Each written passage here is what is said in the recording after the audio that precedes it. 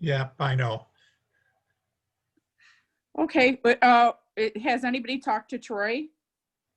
Don, we're gonna get started here.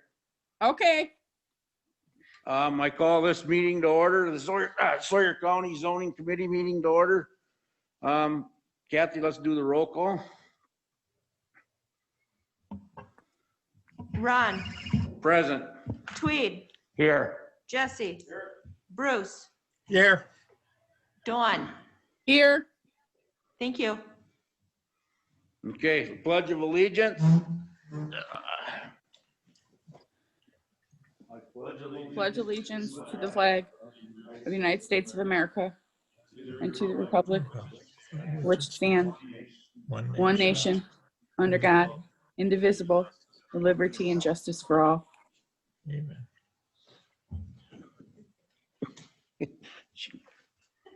A little out of tune there. Yeah. Okay. Statement of committee hearing procedures. The full statement of the committee and hearing procedure documents, including direction for individuals wishing to speak at the public hearing to be conducted at this zoning committee meeting, are available in the front of the room next to the agenda for today's meeting.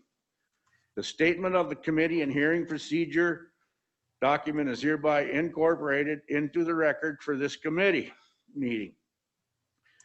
Statement of hearing notice. Any public hearing conducted at today's committee meeting has been published as a Class 2 notice in accordance with Chapter 985 of the Wisconsin statutes in the Sawyer County Record and Sawyer County Gazette and posted.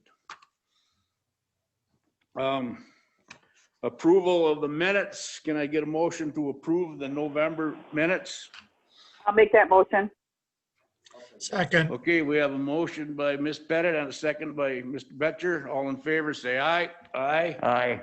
All Aye. opposed? Motion carries. Public comment.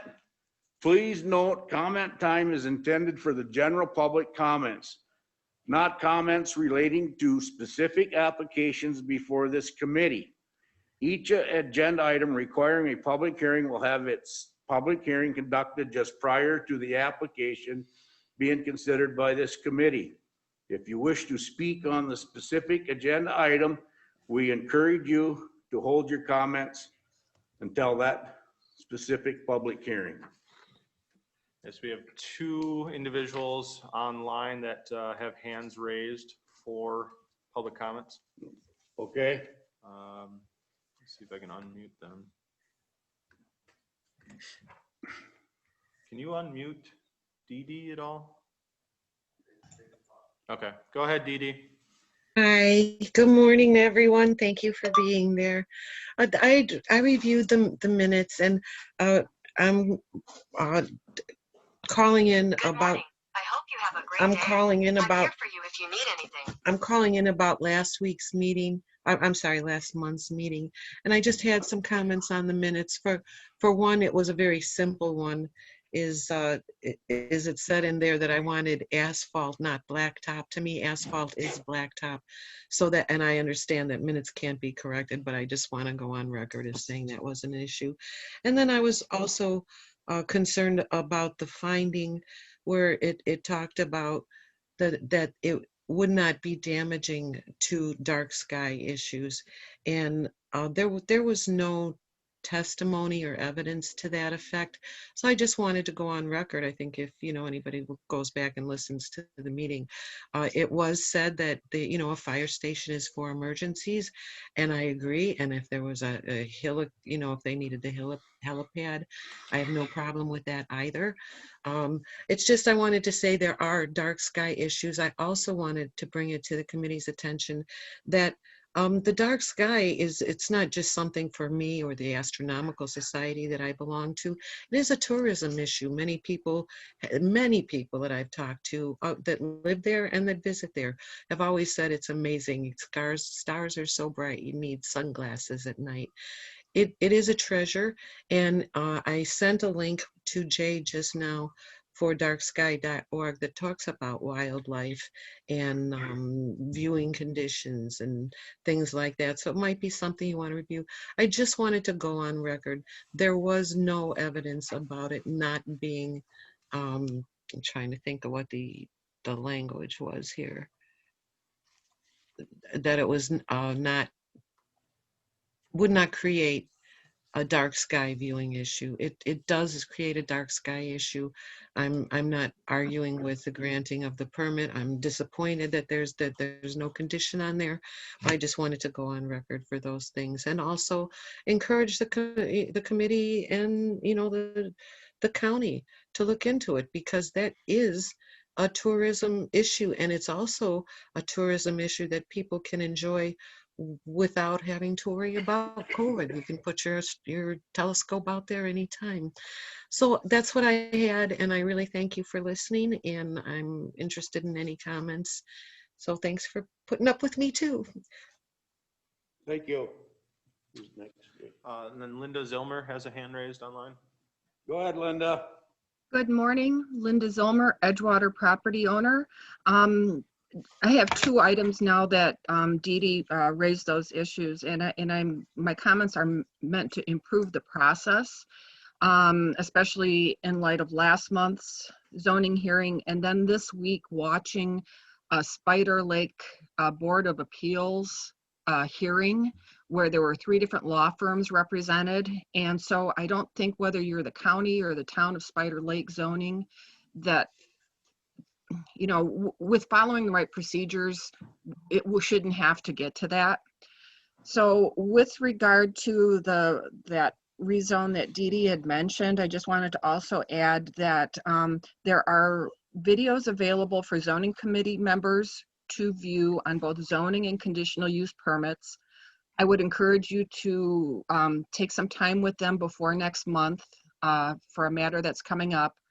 And also learn more about what are factors you can consider or you can't consider in making a decision. So last month regarding this particular case, there was a comment about, was the intention to rezone to avoid property taxes or to decrease property taxes?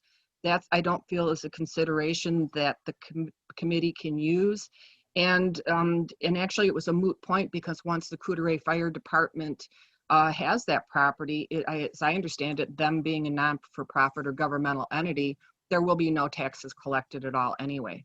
And then the second process question, the one originally I wanted to mention, was that when there are multiple versions of the agenda posted online, I think it would be helpful to have a date and a time indicator on there as to what version that is being posted, because earlier this week I thought I understood everything on this agenda, and this morning when I opened up the link, I see a number of exhibits attached to items that I have not had time to review, and I don't know that anyone else has. So thank you for listening. Thank you, Linda. Anybody else, G? No, unless anyone in the general public has public comments. Anybody out there have public comment? Okay. Hearing none, we'll move on to our first rezone applications to public hearing. The town of Hunter rezone 20-010, owners Pinewood Property LLC, part of the southeast one quarter of the northwest one quarter, section 14, township 40 north, range 7 west, parcel 012-740-142407. That has 1.45 total acres, zoned residential recreational 1.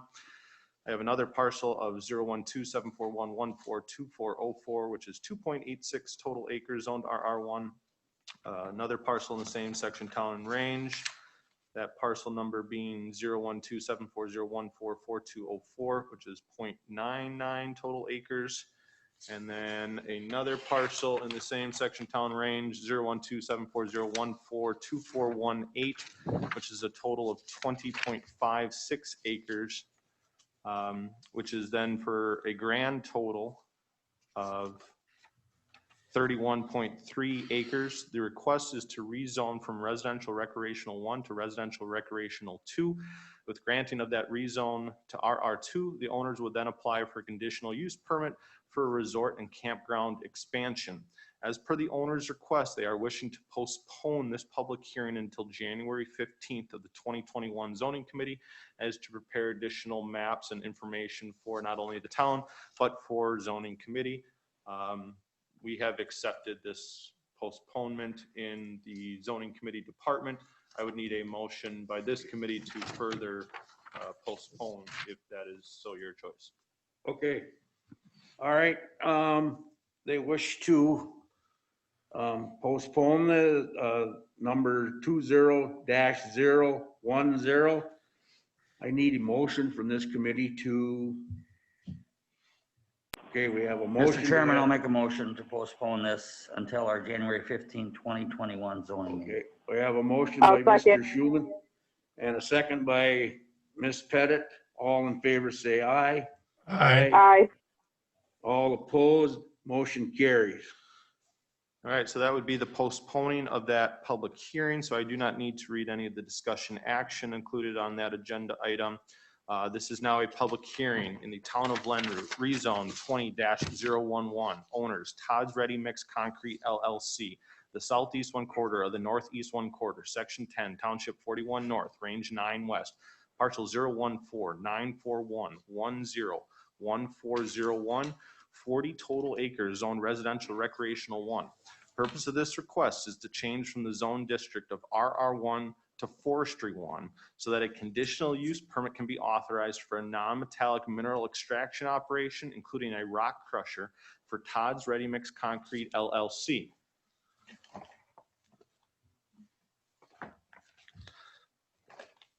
By action of the town board, motion was approved.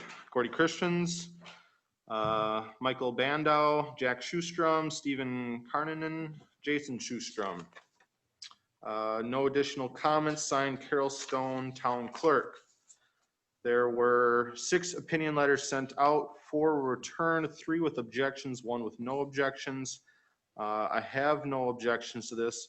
More info needed. Is all the gravel to be obtained from existing pit property already gone? Is there a reclamation plan? Signed, Susan Etchison. I have objections to this. James Miller. I'm sorry. Let me reread that. This is, I have objections to this. More information is needed. Is all the gravel obtained from the existing pit property already gone? Is there a reclamation plan? That is objection from Susan Etchison. I have no objections to this. James Miller or Jim Miller.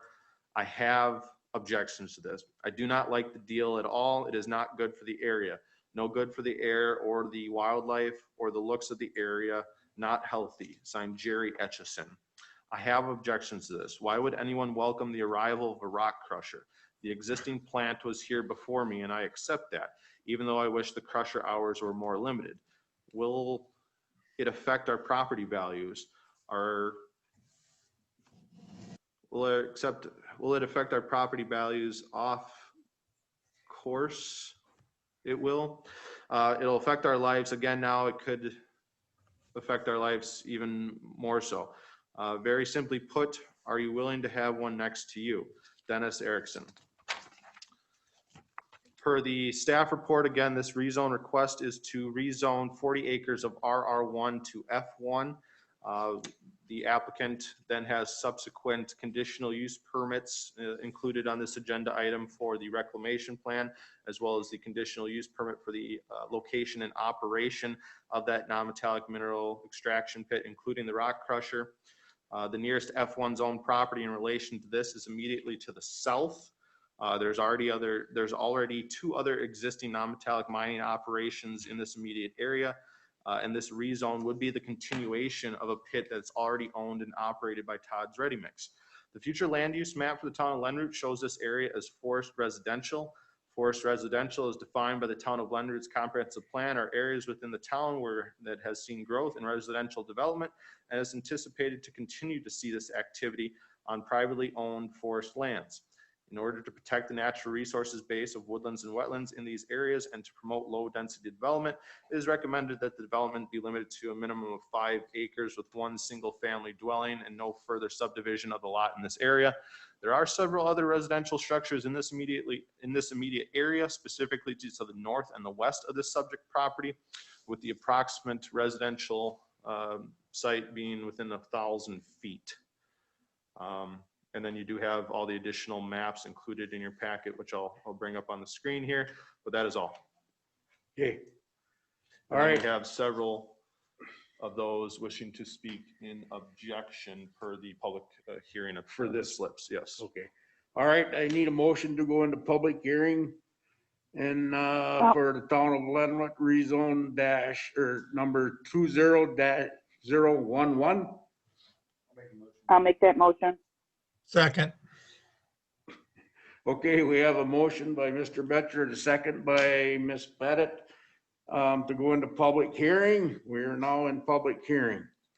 So is it the owners here of Todd's Ready Mix? Representative. Okay, come up here, state your name, please. Jerry Thompson, representative from Todd's Ready Mix. Okay, what would you like to tell the committee? Well, I'm looking at rezoning that 40 up there. Most of our pits are pretty shallow, so we use up some acreage. The existing pit, just nearing its end of value and life. So we're just looking at moving into that northern section.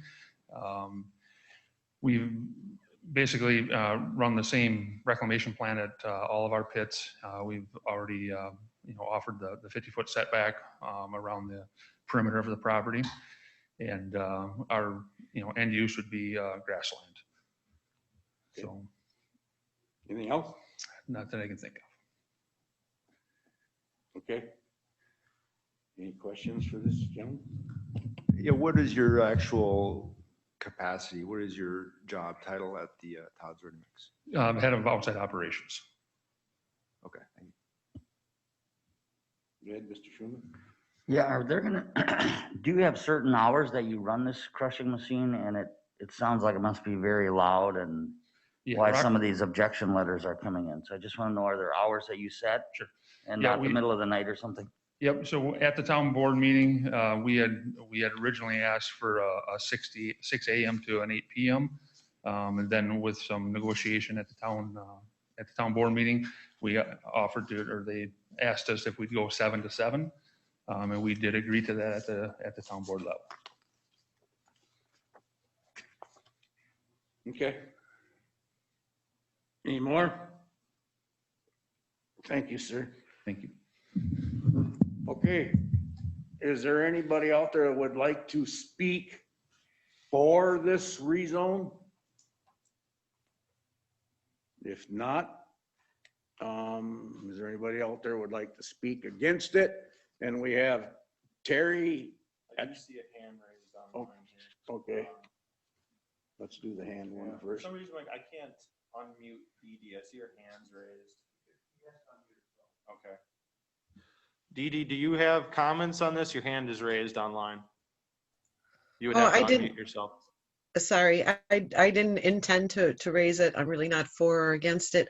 But since I'm talking, another issue with noise is truck traffic on gravel pits.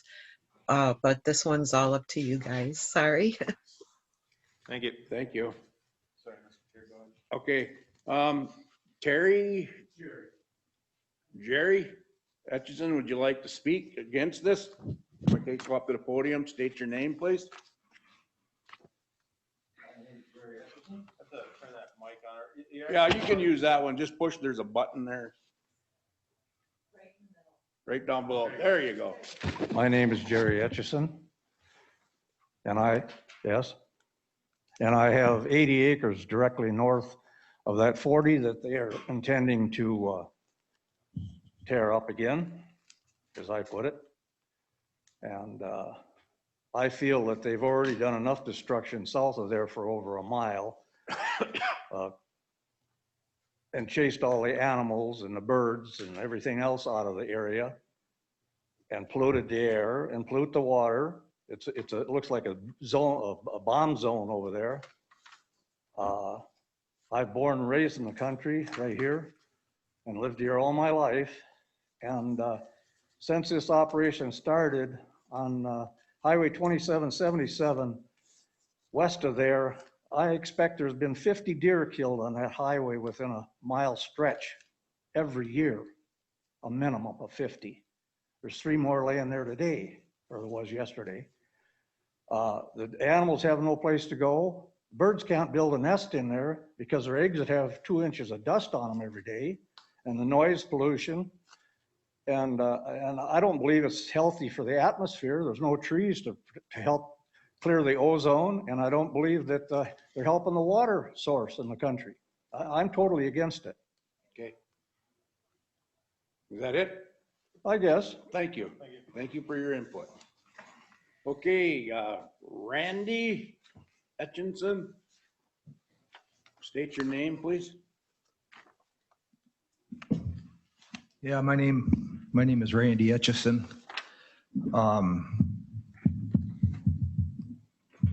I've owned my existing property next to this gravel pit now for over 35 years. You know, unlike some of the proposed gravel pits or homeowner, you know, where they built homes and knew very well there was going to be a gravel pit there. There have been a lot of new homes that have been built since the gravel pit was established, but it's getting, you're asking closer now. They're actually moving the gravel pit a half a mile closer to the homes now with this existing rezone. And I guess the question I have is, it was mentioned earlier about the town of Linmerton. It is zoned RR1. And so there, and I guess that would be the town working with the county, that their proposed value of that piece of property is RR1, which would be residential. Not like my cousin Jerry said, you know, another 40-acre hole in the ground. And so I have a few questions since I've been next to this gravel pit for 35 years. Is I'd like to know where is the plan? Where is the plan on this particular 40 acres of a drawing, a map, a proposed excavation area? If there is one, has Sawyer County in the zoning seen such map? Is there an open and a closure plan, the acreage, the duration of this operation involved?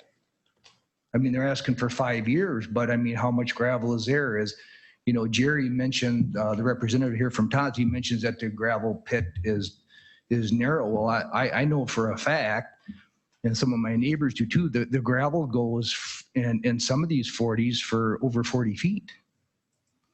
I can look from my property line across their existing pit right now and see holes in the ground over 30 feet. I do not consider that shallow.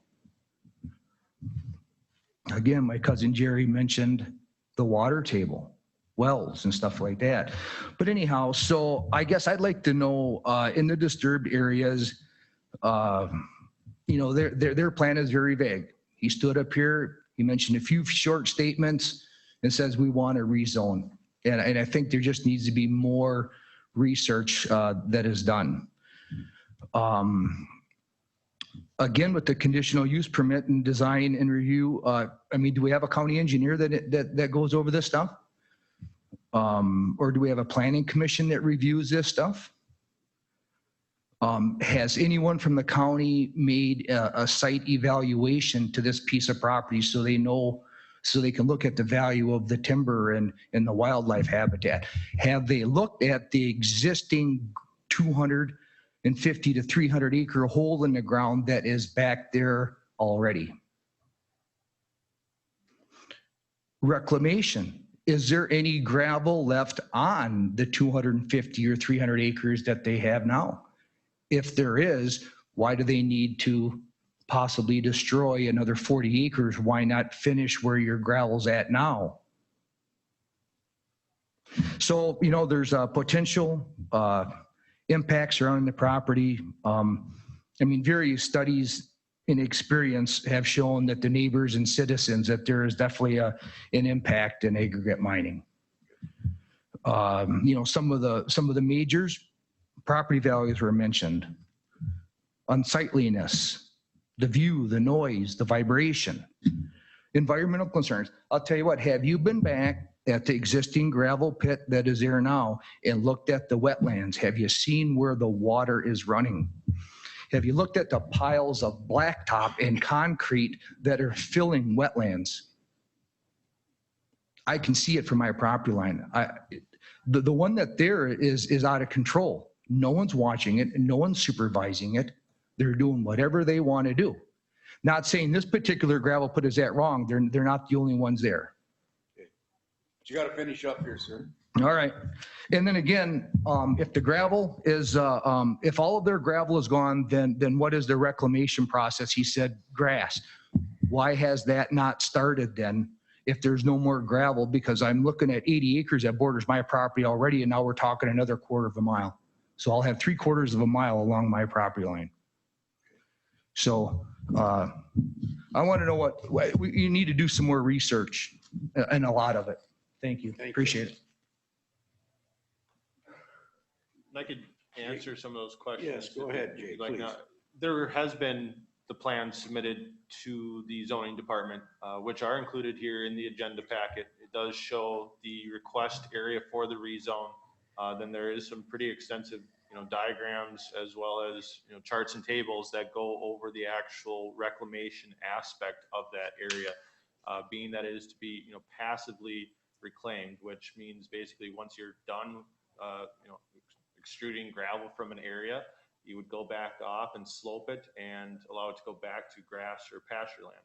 Prior to that area being reclaimed, it would be still assessed for financial assurance and would still be assessed for the annual fee amounts for unreclaimed areas.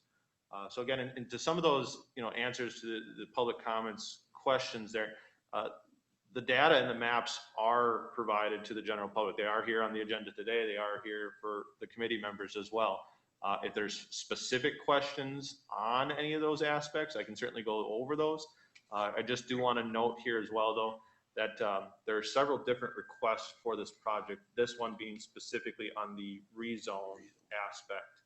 If the rezone was approved, we would then hear a conditional use permit as a 2-part conditional use permit, one for the acceptance of a reclamation plan, one then potentially for the acceptance of the location and operation of that metallic mining operation. So just keep that in mind as you're going through these deliberations here. Yeah, because the rezone, if it gets approved, has to go in front of the full county board, right? Correct. Yep. Okay. And without the rezone being approved, you couldn't approve the conditional use permit. Correct. Okay.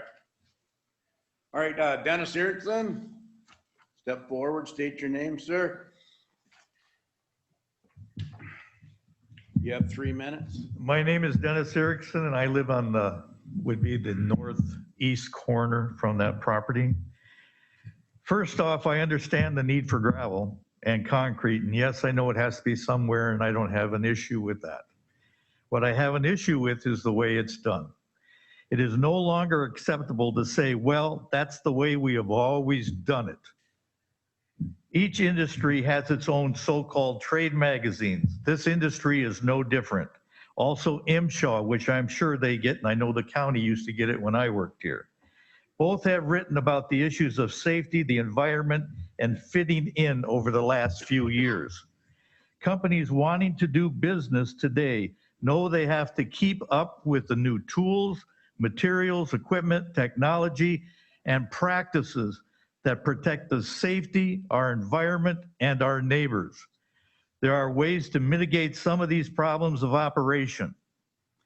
What are they going to do? And I know Jay answered some of these questions. First, what are you asking for 5 years? And then what are you going to do with it when it's done? And how long is that going to take? Second, protect our water.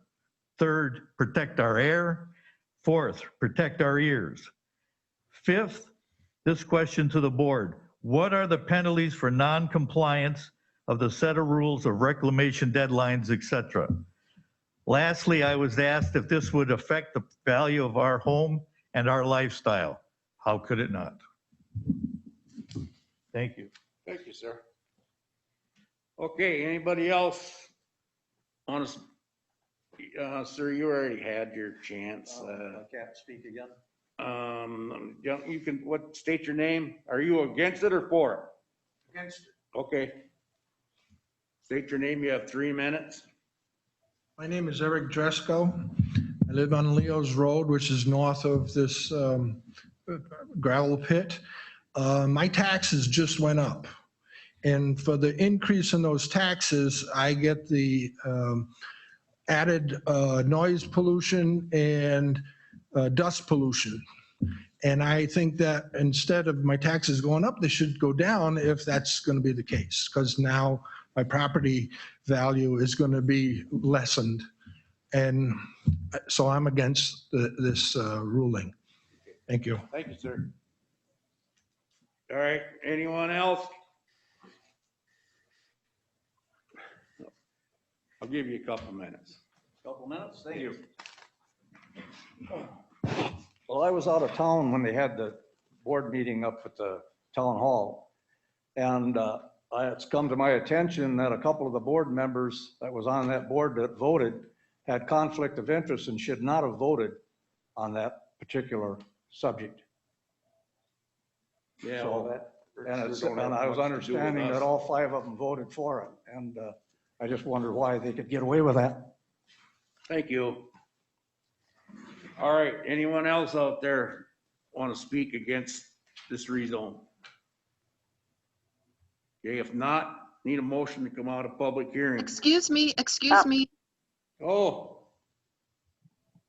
Sorry. What's your name? My name is Linda Zilmer, and I wanted to, again, it's another process-related concern. It's not that often that reclamation plans have come before the zoning committee.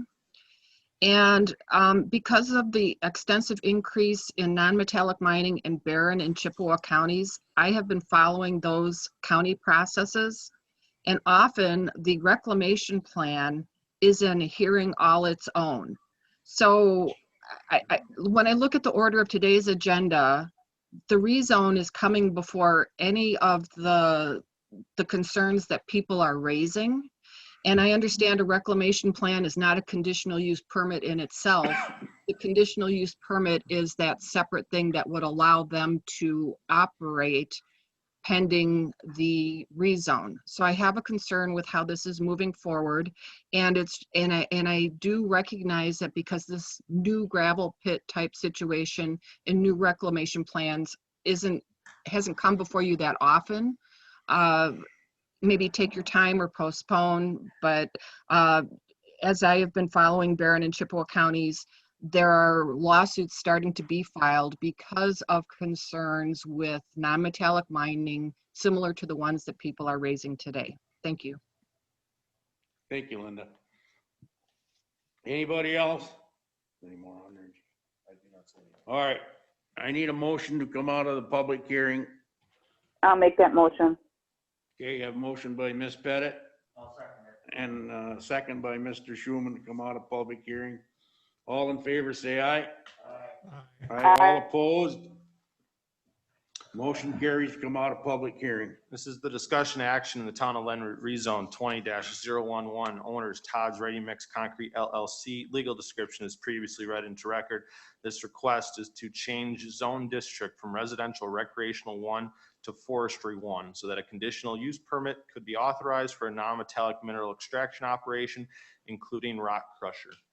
Okay. Committee? Turn it over to you. Mr. Chairman, I have a couple questions for Jay. Hang on a minute, Bruce. Mr. Betcher wants to speak. I'll let him go. I was just gonna say, can I make a motion to approve the rezone at this time? You can, if you listen to more discussion. Well, I think if I make a motion and then it's a second, and then we can have discussion. Right. That happened before too, but yeah, you can do that. I would like to make a motion to approve the rezone request. Okay.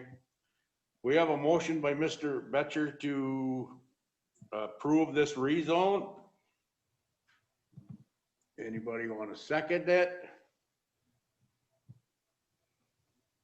Yeah, I'll second that for discussion. Okay. We have a second by Mr. Schuman. Kathy, roll call, please. Or do you want to do? Oh, let's do Can the we have a discussion, Yep. Mr. Chairman? Yes, go ahead, Mr. Paulson. A I'm getting ahead of couple of, myself. okay, a couple of questions for Jay. Jay, we mentioned the wetland issue, the water issues, and I'd like to know what residents are really near the property. Well, there are several residential lots immediately adjacent to this 40-acre parcel, specifically to the north, the northeast, and to the west. Those would be residential sites. Immediately to the east, I believe, is a vacant lot, and then immediately to the south is the existing gravel pit operation, which would be James Miller Excavating, as well as the existing Todd's Ready Mix non-metallic mining operation. As Okay, far as Jay. the wetlands and potential contamination of well waters, I mean, there's no wetlands present on this 40 acres. There are some adjacent wetlands on the other 40-acre parcels. With the sloping criteria that they have laid out within their plan, potential runoff off this property is going to be neutralized with that. As far as groundwater contamination, I don't know if I have enough evidence in front of me to make a statement regarding wells at this time. Okay. Anybody else? Ms. Pettit, you got I any have a comment question. on that? Go I have a ahead. question. Go. Would if it was approved for a rezone, would Todd's Ready Mix be willing to change the hours of operation, mitigate with the neighboring property owners about the wetlands that are on their land, do something about dust control, even though it's a mining operation? Has there been any, I would ask, is there any pictures of the adjacent properties or the wetlands, what they are looking like, or what the mining operation looks like now? If it's, because I heard testimony too that they're not keeping up with some of the area around there and what it looks like in the piles. So that would be my comment. Yeah, and I can answer some of those here. As far as how that existing gravel pit area looks like, that is kind of the same plan that is called for this one, which is known as passive restoration. Basically, when you expunged a specific area of gravel, you would kind of reclaim behind it by bringing in clean fill material and allowing for natural regeneration of those areas. As they would continue north, obviously you're going to have a larger open area prior to reclamation occurring behind that area. Again, as far as the wetlands, there are no wetlands on this 40 acres, nor were there wetlands, to my knowledge, on the 40 acres to the south that is currently owned and operated by Todd's Ready Mix. As far as your first question you had asked about, would they be acceptable to changing their hours of operation, be it that it is in the discussion for the rezone, we would just be looking at the rezone. If the rezone was approved and we move forward with the conditional use permits, this committee then has the ability to set those said hours of operation. Whether or not the applicant was necessarily agreeable to those hours, I mean, that's something that this committee can do to potentially mitigate some of those offsets. As far as dust control, as far as a condition, I don't know how that would necessarily look. I haven't really had too much research into dust control for a mitigating factor. But did that answer your questions, Dawn? Yes, the dust control would be, would be, I've seen it done maybe one other place when I was out in Colorado, where they have a mist of water spraying to dampen it down. But obviously that's not a usual or normal thing. I think this mining operation was trying to satisfy the neighbors' concerns. Okay, thank you.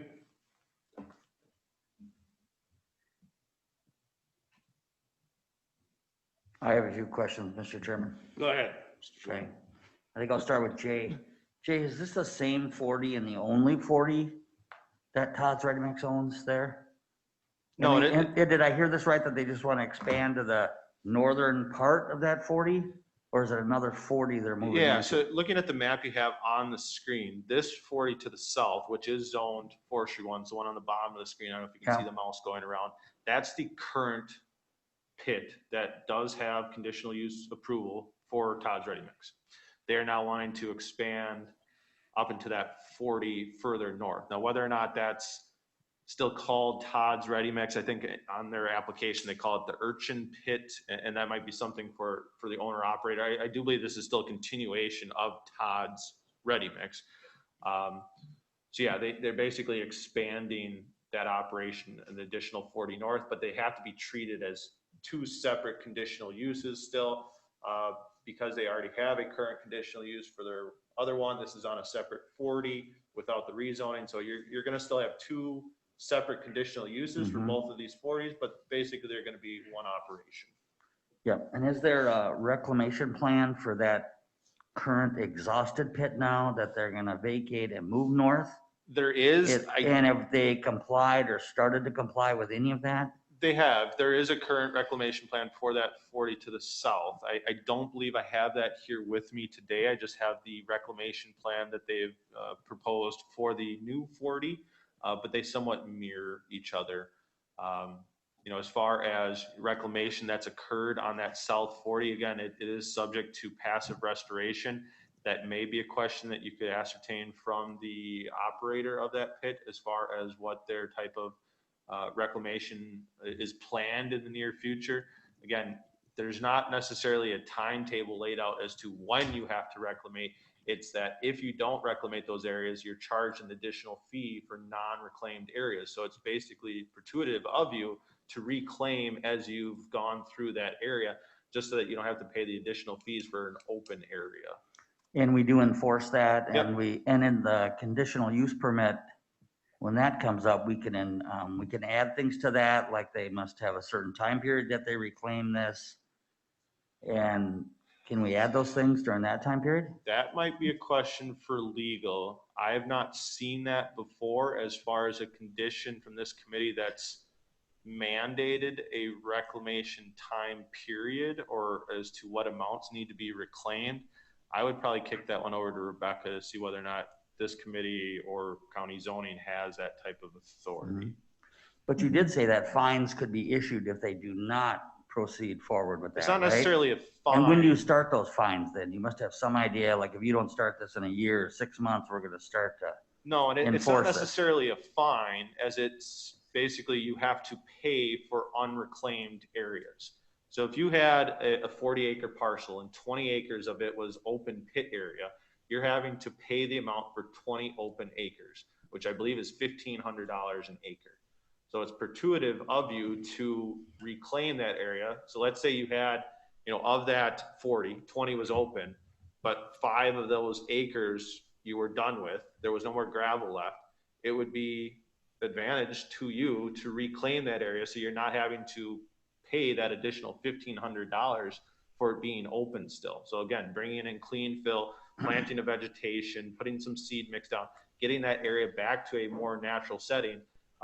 Pat Brown from our office then does annual checks on these for those reclaimed areas, which then we set the open pit area. So again, it's advantage to you to reclaim as you go and when you're done with an area. Now, not all pit owners do that. There are some that continue to leave them open because maybe it's time consuming for them, that it's for whatever reason, but we're collecting fees. If the pit was to ever go under, that's why we have bonds and assurances that the county could use those funds to reclaim it at that cost. Gotcha. And then Jay, in your opinion, I think the gentleman from Todd's Ready Mix mentioned that they're gonna leave a 50-foot cushion or something on.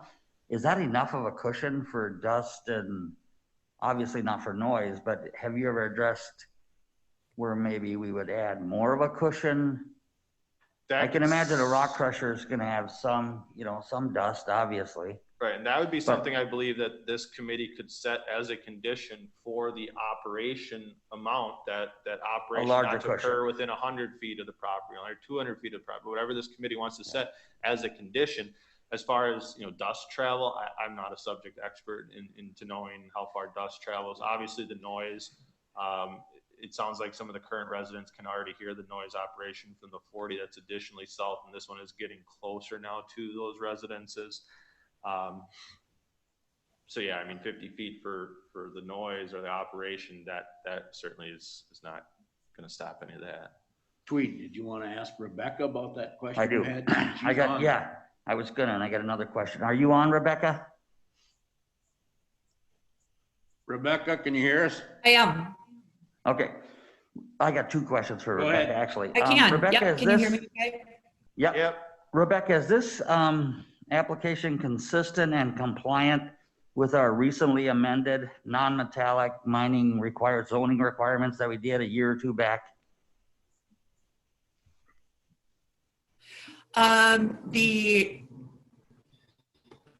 Hold on. Sorry, I keep getting a message that my connection is unstable. Excuse me. I would want to verify with Jay that it is consistent with any amended zoning. I haven't done an exact comparison of what was amended in the non-metallic mining. I know that you did extensive changes to your metallic mining ordinance and adopted one. But having said that, I assume that Jay wouldn't have brought this forward if it wasn't compliant with the rezoning or with the applicable ordinance. I don't know if that answers your question. So I can't say yes. I don't know for sure. Okay. But again, Okay. Okay.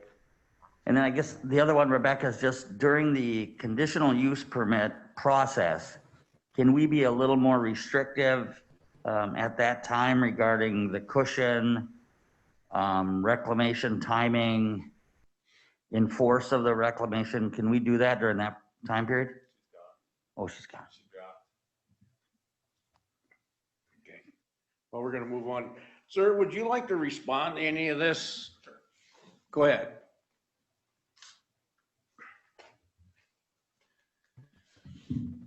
I guess I'll start out with the dust. We are regulated by the DNR. We have DNR permits. We are regulated by MSHA for safety and sorry health. guys, I lost you.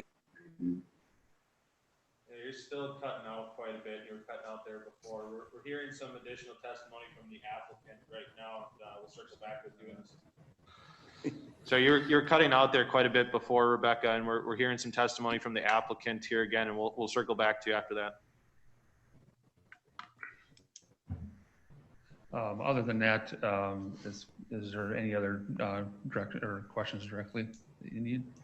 No, I was just wondering how you wanted to respond to any of them questions that was brought up here in this discussion. So, Sure. If that's all you got, then thank you.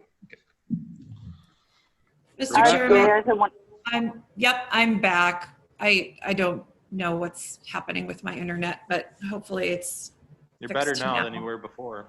Good. So I did not hear the rest of, well, actually, I didn't hear your response, Jay, to Mr. Schumann's first question or your second question at all. So if we could go back to revisit those, because I do Sure. have a few more questions. Yeah, Rebecca, I just had a question regarding the conditional use permit process, which would come next if this rezone were to be approved. And my questions are, can we be more restrictive with things such as the 50-foot cushion and the reclamation process, the timing, enforcement of it, And there may be some other concerns we have at that time. And can we put those restrictions in place during that process? Few things. Yes, you can, so long as those conditions are substantiated by evidence or scientific data. That is the standard under 5969(5)(e), I believe it is. So that is a specific statutory section that requires you to have data to support conditions on a conditional use permit. The alternate option there is if the applicant would agree to those conditions on a conditional use permit, then that scientific data requirement is somewhat relaxed. So that's point number one. Point number two is we're in a very difficult situation because we're talking about conditions on a conditional use permit, which certainly I understand would impact your decision on a rezone. And under legal standards, you can look to issues such as use of the property, surrounding uses, etc. However, you cannot condition your rezone on approval of the conditional use permit or upon certain conditions being in the conditional use permit. And that's an issue we faced before in other matters. I think so again, as a reminder, a rezone is a legislative decision that ultimately goes to the board, and a legislative action cannot be conditioned. If there are, with a big asterisk next to that. That's the legal standard. There are options that we can, or tools we can use if that does become the case. But from a general standpoint, keep in mind that you cannot condition your rezone on conditions to be set forth in a subsequent conditional use permit. Okay. That answer your question, Mr. Schulman? Mr. Chairman, I have another question for Jay. Go ahead, Mr. Paulson. Jay, does this rezone comply with the town of Linwood comprehensive plan?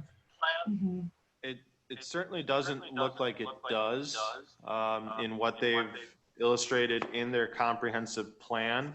Now, again, the town of Lenroot did approve the application, but specifically looking at the town of Lenroot comprehensive plan, this is a zone they would designate as forest residential, which is where they've seen growth in residential development and is anticipated to continue to see activity on privately owned forested lands. In order to protect the natural resources base of woodlands and wetlands in these areas and to promote low density development, it is recommended that the development be limited to a minimum lot size of 5 acres with 1 single family dwelling and no further subdivision within that area. That is what they define forest residential as within the town of Lenroot's comprehensive plan. Thank you. Jay, I have my hand raised. Can I ask a couple questions? Yes, go ahead. So the fees, are they collected yearly if the reclaim isn't done? Or is it just a one-time? No, yearly. Okay. Okay, and then to what Mr. Paulson just brought up, if it didn't meet the comprehension plan of the town of Lenroot, why is it before us? They voted against their own plan they put in place? And I know that's probably not something you can answer, but that makes no sense to me whatsoever. If you have a comprehensive plan in place and then you go against it when you have it's not meeting that. Correct. And now the town comprehensive plan is not law, and there are abilities for a town board to amend their comprehensive plan. And we've seen this, several other times through the processes of rezones. Rebecca has her hand up. She might be able to speak on this a little bit more, but again, it's not a binding law document. It's used more as a guide to predict future land use. It does certainly look like the town of Lenroot went somewhat against that with the approval of this rezone for something that's ultimately going to be a gravel pit and not a forest residential area. Rebecca? Yep. Go ahead. With respect, okay, so for the town comprehensive plan, Jay is correct that it's not a legally binding document on the county. That's what I want to add.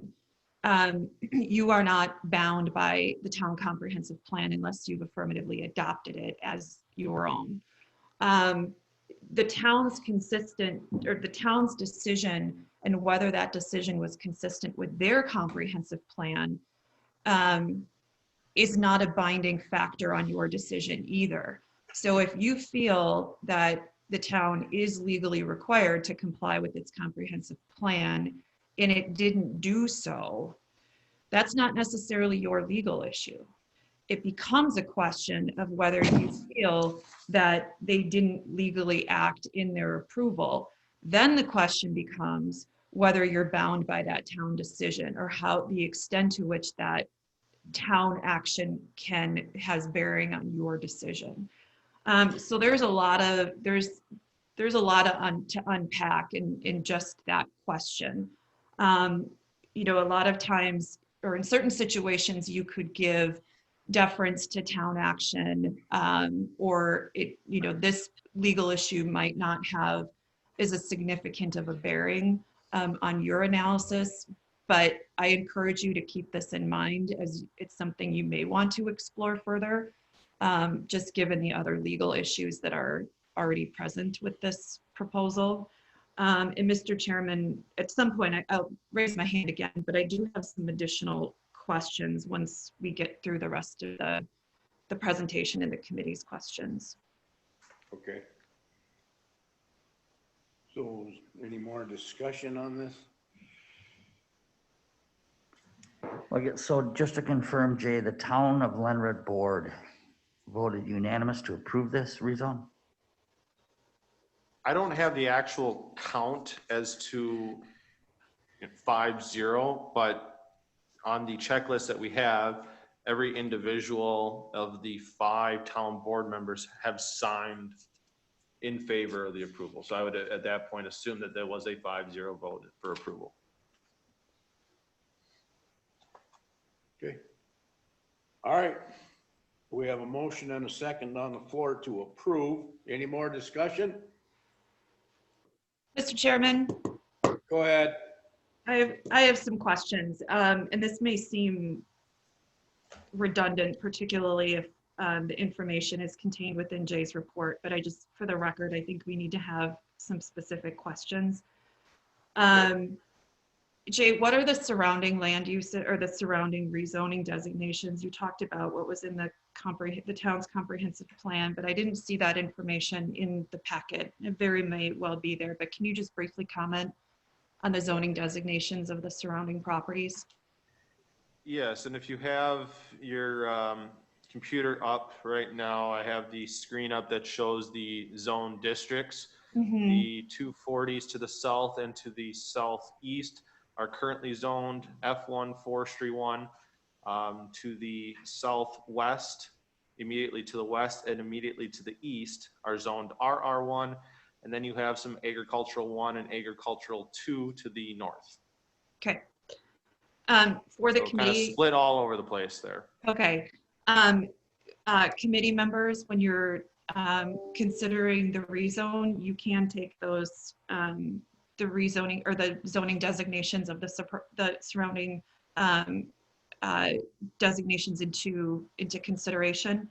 This is also an interesting case though, because immediately to the south, you have an existing pit operation that has a conditional use. So I don't think you can look exclusively to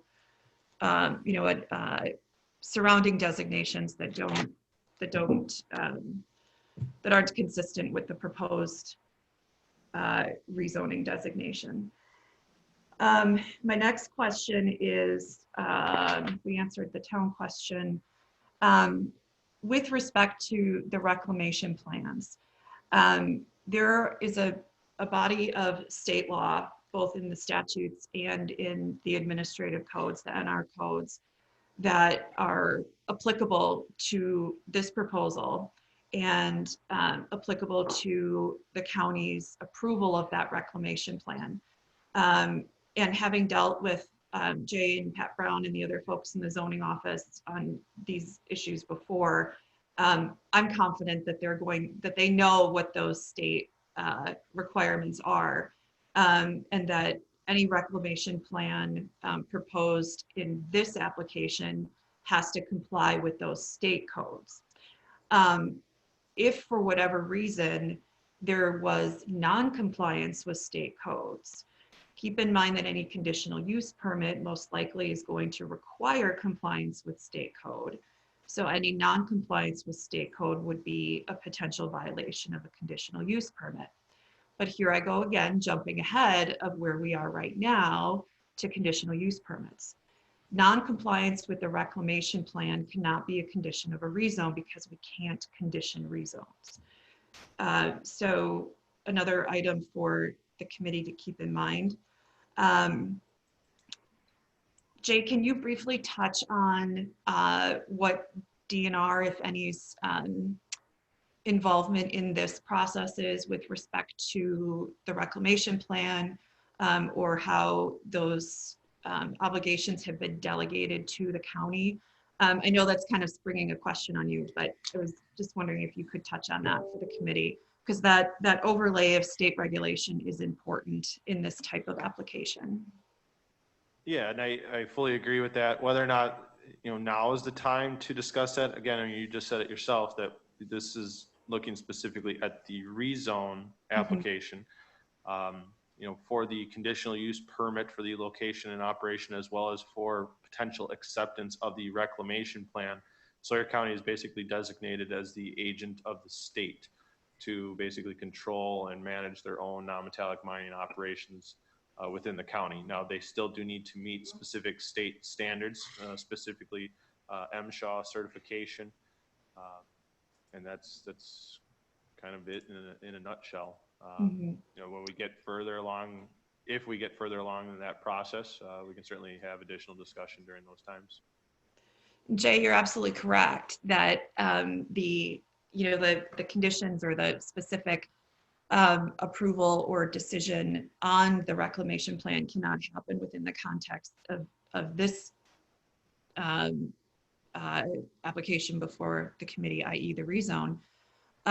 The rezone, the analysis of the committee and its deliberation in whether to approve the rezone, you can have discussions of those elements like the reclamation plan, but you can't condition your rezone decision on future conditions. So committee members just know that you can have discussion on potential conditions or the reclamation plan, but you can't affirmatively rely on those when making your rezone decision.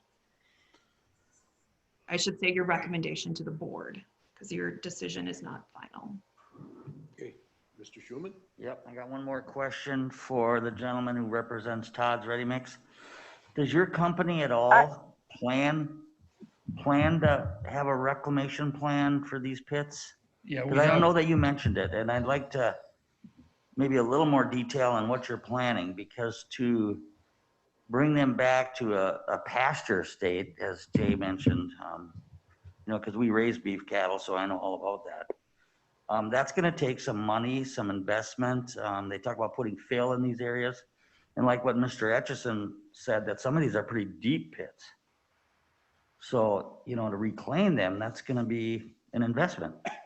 Is Todd's Ready Mix prepared to make an investment like that to reclaim these? Yeah, so we do have a reclamation plan active on all of our sites. It has been approved in the past on the rest of the sites. We are very active in doing that. Some of the what happens is, we've got to make grass grow in the end. We take material as it comes, some black dirts and things like that, set them aside, and they're there for that action in the future. We also have a bond, on all of our properties, probably closer to $3,000 area. If something was to happen and we didn't take care of our issues or whatever. So there's lots of plans in place to do that. And like I say, I do have current reclamation plans on file for our other sites, and also the one offered here for this site. Okay, Okay. thank you. Jay, I have a All couple right, questions. go ahead. Okay, since the representative is up, because this area, this new 40 that you want to mine is closer to these homes, are you willing, instead of just seeding it for pasture, are you also willing to put a buffer up or a tree line of some kind? Can't do that. Along, can't do it? Okay, I guess I didn't, what are you totally asking there? If we put a buffer? Right. This 40 acres is significantly closer to the residential home. The other end of it, where you're saying you're extending, is other pits that are up against it. When you're coming into more of a residential area, would you not consider buffering the property line from yours to the homeowners with a tree line or something? Yeah, so what happens and why we offer a 50-foot setback and there's other pits that don't have a 50-foot setback. That 50-foot setback is to leave the natural vegetation there, including the trees, brush, so on and so forth. For the most part, that 50-foot is that. We're also open to the idea if we needed a berm on the inside of that, on that north or around the whole thing, as far as putting berms on the inside to help with that. I'm totally open to that. Okay. My other thing was for Rebecca. Rebecca, you mentioned when looking at this, we look at the zoning of the properties that are around it, and you had said that regarding that there is already a pit there. Mm-hmm. Correct? Yes. My question would be, yes, I understand that. I see it on the diagram. But my question is, this is an additional 40 acres that when Todd Ready Mix bought this land is not zoned for what they want to do at this moment. And when these property owners, some of them being there 80 years, have bought this land, I'm sure did not expect that a mine would be within, or 3/4 of a mile down their property line.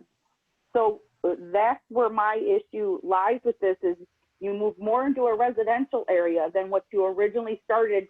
And when we do this, they're far at one end, and now you've moved into the residential area, which the own town of Glenroot says in their comprehension plan, this is 5 acres and it's one house per 5 acres. That's where, I think we really need to look at. You've now moved closer into where there are people residing in their homes, and the noise and the pollution and all of those things that go with it. And I think we have a due diligence to our constituents that sit in this room here today to understand that. Mr. Chairman, if I can quick comment on that. Yes, go ahead, Ms. Rebecca. Pettit raises some very important issues for the committee to consider. With respect to the surrounding zoning designations and zoning uses, as I mentioned, you may consider those in your decision. Jumping ahead and assuming that folks are going to have questions on spot zoning, as we've talked about before, that standard is, spot zoning is illegal if it is beneficial to only one property owner and not in the best public interest. Whether something is in the best public interest is a factual question that you would have to determine by looking at all of the circumstances. This situation raises a challenging determination of public interest on this point, because you have an operating mine immediately to the south of this parcel. Then you have different uses on other surrounding parcels. So even that point of consideration is not necessarily an easy one for you. Also, with respect to the zoning designations of the surrounding property owners, and also for the applicant, keep in mind that a property owner does not have any sort of vested right in their zoning designation.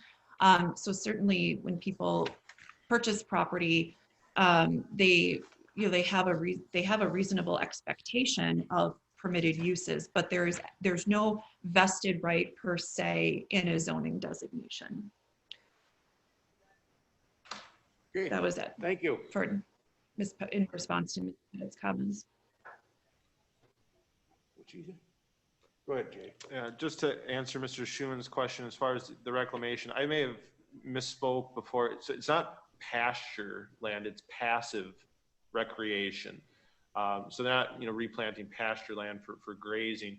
Passive recreation is basically to re-slope those areas after they've been disturbed, to bring black dirt in, and then to revegetate that site with at least a 70% cover crop. So not necessarily bringing cattle back into this area ever again, but that's what we talk about with passive recreation. And that's generally how we see about 90% of our reclamation plans end up is kind of that kind of open grass area and naturally allow regeneration over the next several years. There is a reclamation plan that has been included here in the agenda packet. That would be a later agenda item, which if we move forward with any of this, would need separate approval from this committee. So specific questions on that reclamation plan, again, can be found later here in the agenda packet. All right. We have a motion and a second on the floor to approve this rezone. If there's no more discussion, Kathy, can we do a roll call, please? Mr. Chairman, I'm Yes. sorry. I want to give the committee an option here, and my apologies again for interrupting, but No, that's fine. based on the discussion, I feel it's my duty to offer up another suggestion. There is a motion on the floor for approval. If the committee feels that there are issues to further investigate, and as I've articulated, there are some legal issues that I can't answer and I'd like to advise more on. The maker of the motion could amend his motion for deferral to a date certain, which could be the next zoning meeting. So some of these questions could be more fully explored. You could withdraw your motion and then have a new motion for deferral on decision to a date certain. I understand that from the applicant standpoint, that can be frustrating because they want to continue with their development process. But again, I think that's an option for the committee if you feel that you don't want to just flat out deny or flat out approve the rezone, and which could give you and the applicant more time to work through all of these questions. Okay, Mr. Betcher. So I don't want to rescind it, but as far as the amendment, I have a question. So if this goes to vote and it does not pass, then does that mean it can't be brought up again for a certain amount of time? Yeah, there'd be a 1-year refiling period as stated in the bylaws for another rezone application on that same property. Now, if a motion was to not carry majority, a separate motion would be needed for denial. But yes, at either case, a new rezone application could not be made for an additional 12 months. Well, if we did a roll call and it didn't pass, it would just be the motion failed, right? Correct, but that may be a question for Rebecca. I think you have to end up having then to go back to the process and make a separate motion for denial. Okay, well, we'll see. Right. And Rebecca mentioned that other That's avenue correct. that you have. If there are other questions, I'd rather that we go through them here and do our deliberation and get this over with as far as potentially wanting to postpone. I mean, I had also brought in Pat, who's more of a subject expert on reclamation plans, and he runs more of the non-metallic mining operations. So if there are specific questions on either this rezone or other questions, resolving or involving the rezone, but would be later heard under reclamation or conditional use, I'd rather we finalize everything here today. That would be at least my recommendation. And I agree. I do believe we would have answers to any questions you would have. I agree with Jay. We're still in discussion, so we can discuss this further if the committee wants to. Otherwise, we can just leave it. You guys got your motion in a second. It's up to you. It's up to the committee. Here's my comment on that. I believe that 90% of the discussion on this has been, we've been getting ahead of ourselves. We've been talking about reclamation, we've been talking about conditional use. And as Rebecca pointed out, that has nothing to do with the rezoning, which is unconditional and it's a legislative action. So the town of Lenroot approved this unanimously to approve the rezone. And so I think that we should take a vote on the approval of the rezone. And then after that, then we go sequentially to the next steps, the reclamation plan, which there's a 50-page plan posted on the website. And then we talk with, about the conditional use permits. And we can that's where we should have most of this discussion, in my opinion. The rezoning should be a pretty simple vote, pretty simple process. And that doesn't mean that they can go ahead and start operation there until they get the other approvals for the conditional use. So I would not like to rescind my motion. I would not like to amend my motion. I would like to keep the motion that we vote to approve the rezoning request. Okay. In my second stance. All right. Okay, good. Okay, we have the motion and a second to approve this rezone.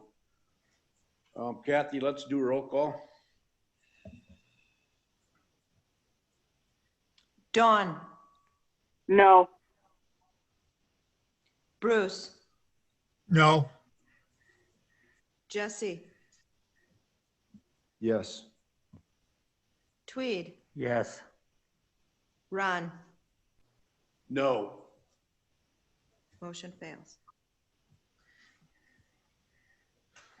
All right, Rebecca, that's my follow-up question. Do we need a new motion now, or is the motion just the motion had failed and the rezone's denied? No, you need a new motion. By virtue of that motion to approve failing does not result in a denial of the decision or of the Okay, application. Thank you. So we just need a motion to disapprove the rezone. You either Right. need a motion to not approve, which would be a denial, or there are other options that the committee could take, which I mentioned and can further comment on. But I'll just remind the committee that Jay is correct, that if you deny the application, there is a 1-year waiting period for reapplication per the committee's bylaws. Mr. Schuman, you So I got encourage you to take that. I'd into I'd make a motion then that we postpone this until our January meeting when we have a little more information from us and we have this gentleman here during the entire conversation and that we readdress this. I feel very strongly that we need gravel, and Mr. Erickson mentioned that, gravel, what's the nearest gravel pit? I mean, that's a very busy operation down there. It's a very successful business. It brings a lot of revenue into the community. So I would like us to postpone this for 1 month and revisit this, maybe with a little more information. Maybe Mr., I forget your name, from Todd's Ready Mix could bring us a little more information on what he's heard today, and that we bring this back. That's my motion. We can do that, Rebecca? Yes, sir. I'll make sure. Because you have the date Okay. certain. I just want to make sure we're going in the right direction here. Mhm. Okay, we have a motion on the floor to postpone it until the January zoning committee meeting. I'll second that. Okay, we have a motion and a second on the floor to postpone this rezone until the January 15th zoning committee meeting. Kathy, let's do a roll call on that, please. Tweed, Yes. Bruce, No. Ron, No. Jesse, Yes. Dawn, Yes. 3-2. Okay. Motion passes. Thank you, everybody.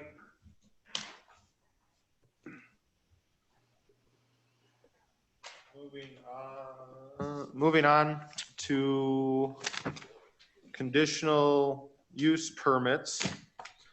This is a public hearing in the town of Hayward, conditional use permit 20-021, owners Randy and Denise Becker, part of the northwest one quarter, the southwest one quarter, lot 2, CSM 27/116, map number 7045, section 29, Township 41 North, Range 8 West, parcel 010-841-293204, 8.47 total acres, zoned residential recreational 1. Permit is desired for section 17.2, parent B, parent 7 of the Sawyer County zoning ordinance for a professional office and studios for an in-home tax service preparation. Okay. By motion of the town board, motion was approved. Signed Gary Gedart, supervisor, Dan Cousins, senior supervisor. Approving the conditional use permit is supported by our comprehensive plan, signed Bryn Hand, town clerk.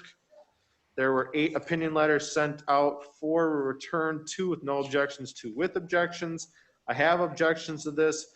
Such a business at the above home would mean additional parking for customers, which would create more traffic on Chippewa Trail, which already has too much traffic on that road. If they want to run a business, let them do it like everyone else, buy, rent, or lease a place in town, do a business. This is a residential area, not commercial. If it was a commercial, I would have built storage buildings on my land. Signed Richard Franconi.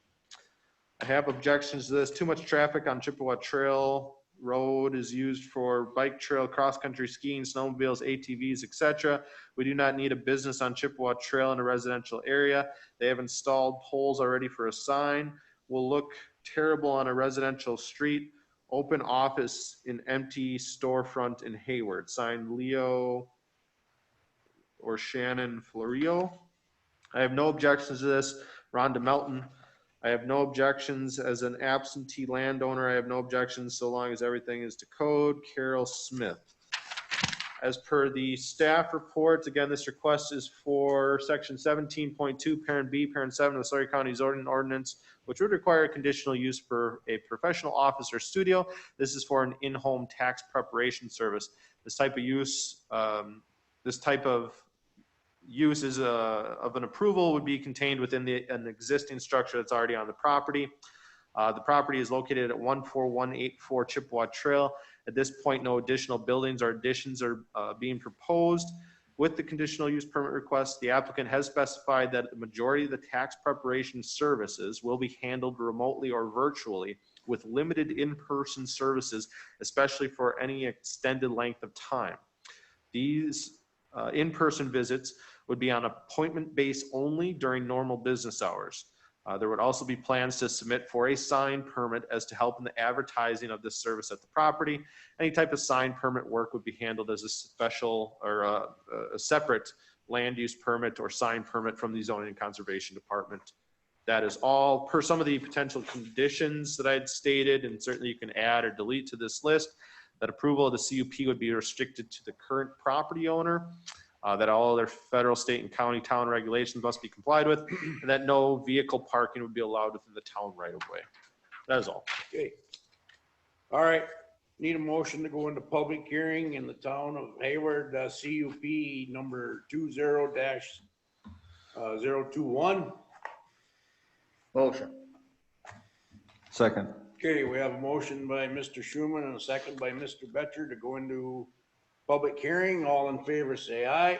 Aye. All opposed, motion carries. All right, is the Beckers here? Okay, would you like to come up and speak and tell us? State your name, please.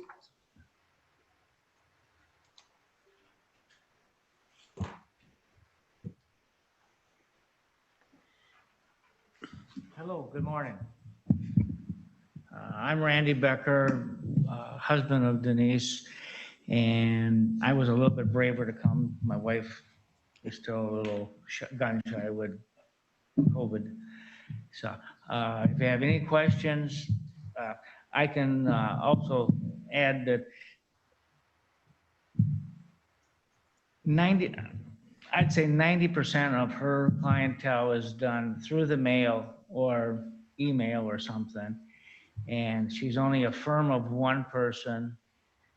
And so I don't think you're gonna see any additional traffic on the road. I mean, there'll be some people coming, but it's not gonna be noticeable at all, I don't believe. And the poles that the gentleman talked about when he opposed it, I put them in this fall because of not having to do it in the wintertime when it would be froze. And those poles are they're only 6 feet tall, and there's only 2 of them. And her sign that she'll be hanging on there, if approved, will be this sign. And it's 4 feet wide by 2.5 feet. And it's 32 feet off the center line. And our driveway is quite large, and so there will be nobody parking out on the main road. And she only, if she does appointments, she only does, she schedules them for like 10 and 2. So, I mean, only 2 a day would be scheduled regardless. I don't know if there's anything else I can add for you guys. Whatever you want to tell us. Okay. She's been doing taxes for over 30 years. And the reason so many of them are through the mail is I've moved for my company and we retired up here. And so that's how she's acquired as many as she has. And she has less than 200 customers in total. And like I said, I'd bet you 90% of them are through the mail regardless. All right. That? Yep, if I can answer anything, I'll answer. Okay. Thank you. Yes, Oh. good. All right, is there anybody out there who would like to speak in favor of this CUP? If not, anybody out there would like to speak against this CUP? Sir in black jacket, come up, state your name, please.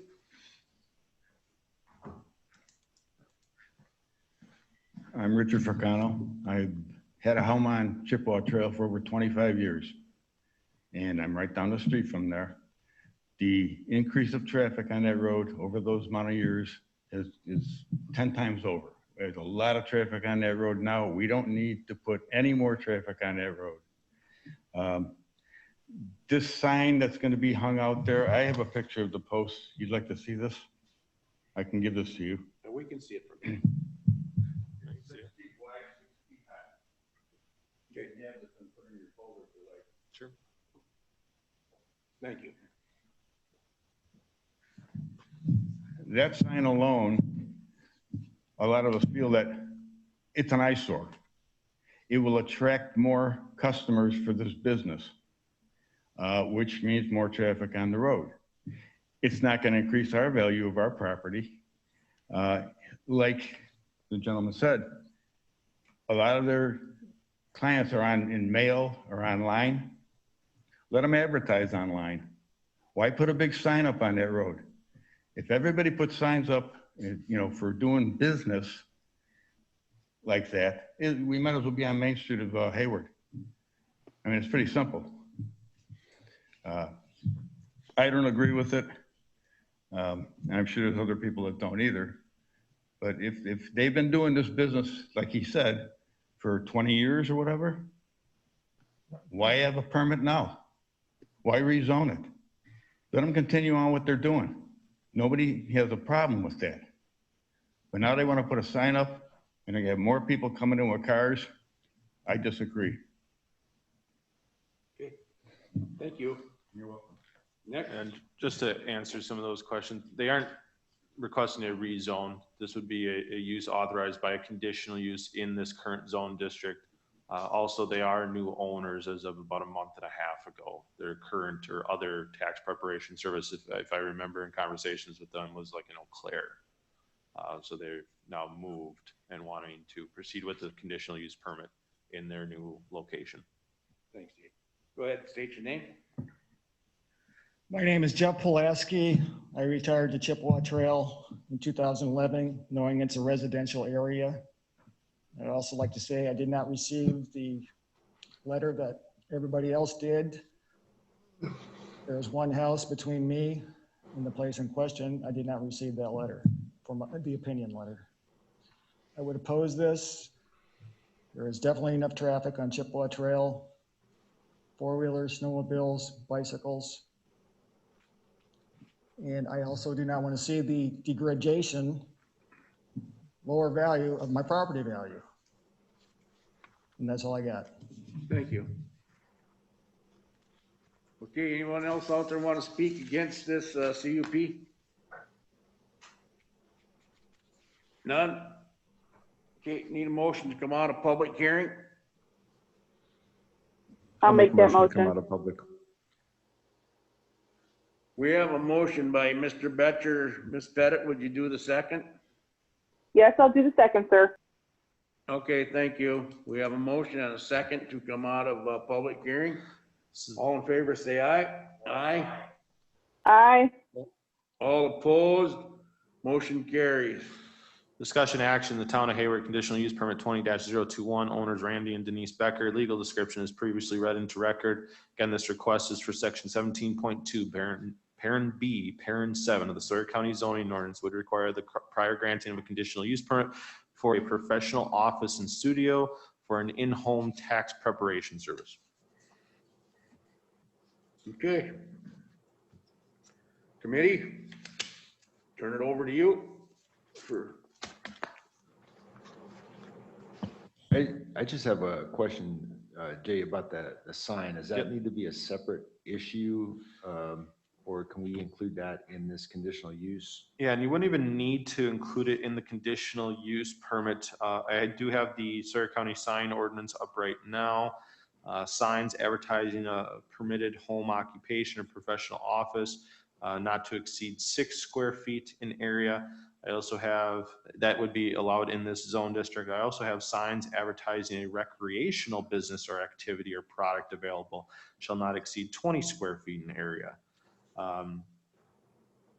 So you can almost use that this is a business activity or product available, which would allow for a 20 square foot sign in a residential zone district. I know we've been looking at doing a signed ordinance amendment, but that would be a separate request as a sign permit from our office. So I don't think you need to Address it. Okay. to discuss either of those. And we issue several sign permits every year, and those are done without any type of conditional use permits. Okay, I just want to clarify. So for our purposes here today, and whether we, or how we vote or not, the sign issue, which seems somewhat contentious, that one is kind of off the table. We're not even considering that in the vote for the conditional use permit today. You can consider it, but again, because it's already specified in the general zoning ordinance and would be issued through basically an over-the-counter permit, I don't think you need to discuss those two. If they were just to want to put a sign up that said, "Welcome to Happy Acres," they can do so as long as they meet the sign ordinance criteria, which would require no coming to this committee for any type of approval. So at that point, I probably would look at them as two separate issues. Okay, thank you. All right. Anybody, need a motion to approve or not to approve, or? I'll make a motion to approve the conditional use permit. Okay, we have a motion by Mr. Betcher. I will second I'll that. second. Ron got it first. He beat you. Yeah, okay. Mr. Any more Chairman? discussion? Yeah, Mr. Chairman? Yes, Mr. Paulson. Does the motion to approve include the limitation that it's to the current property owner and we comply with all statutes and that the vehicle parking is not on the town right of way? That's up to Mr. Betcher. Yes, the motion would include those exact conditions as stated. Okay. Thank you. Thank you, Mr. Paulson. All right, any more discussion? If not, Kathy, let's do a roll call, please. Ron, Yes. Tweed, Yes. Dawn, Yes. Jesse, Yes. Bruce. Yes. Thank you. Okay, motion carries. We need findings. Findings of fact. Then you. Findings of fact, it would not be damaging to the rights of others or property values. It would not be detrimental to ecology, wildlife, wetlands, or shorelands. It would not create traffic or highway access problems. And it would not create an objectionable view. Thank you. All right, moving on. This is. Excuse me, Mr. Chairman. Yes. I gotta use the restroom. Okay, let's take a 5-minute break. Works for Thank you, me. Tweed. I was about to say it too.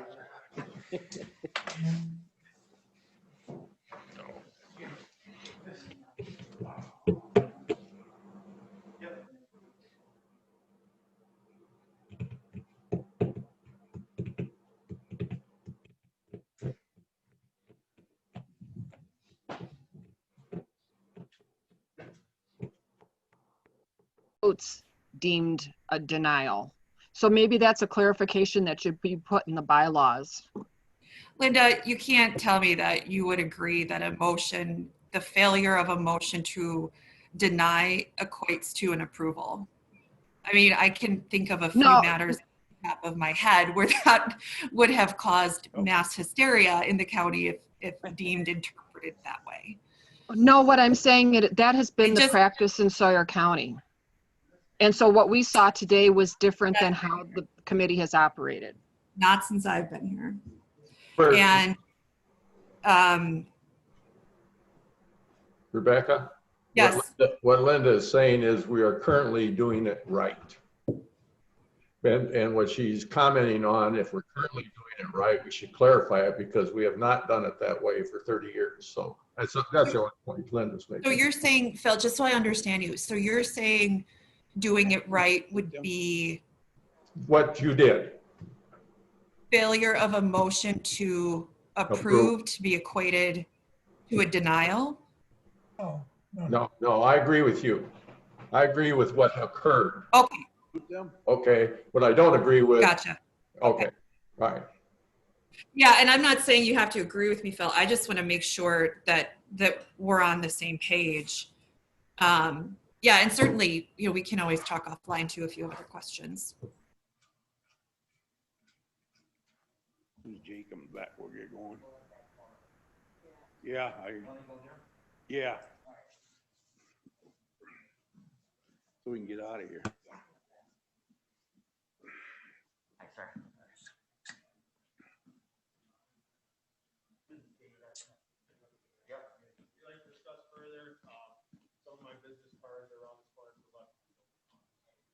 Thanks, sweet.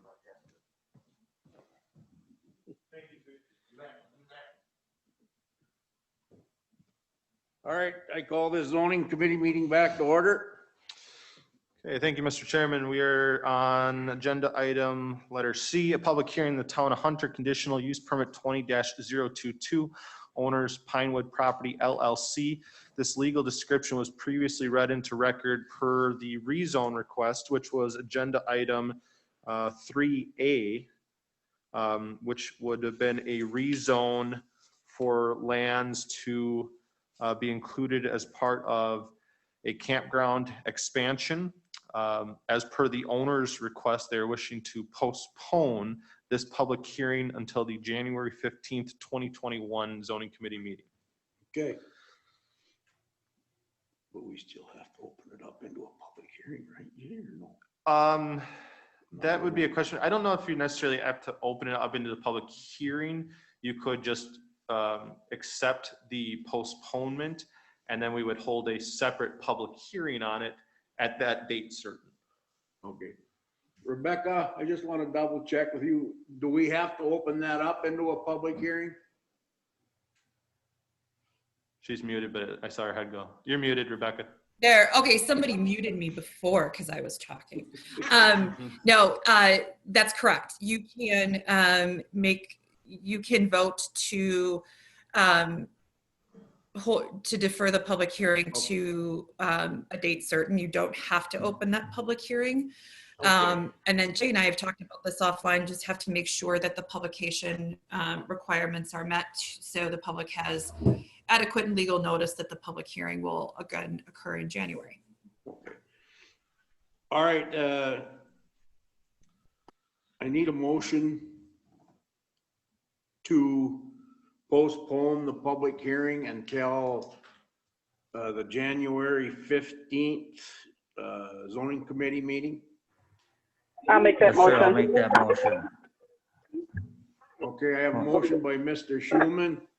And that would include, I'll Mr. second. Chairman, to postpone the rezone application also? It was already done. Okay, I have a motion to postpone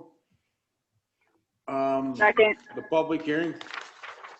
Mr. Pettit, are you seconding that? Yes, sir. Thank you. It's hard to understand.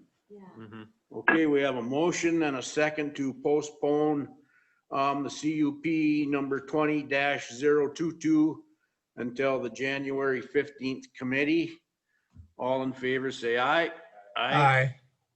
All opposed, motion carries to postpone. We're now on a public hearing, the town of Glenroot conditional use permit 20-023. This is specifically for the reclamation plan for Todd's Ready Mix Concrete LLC.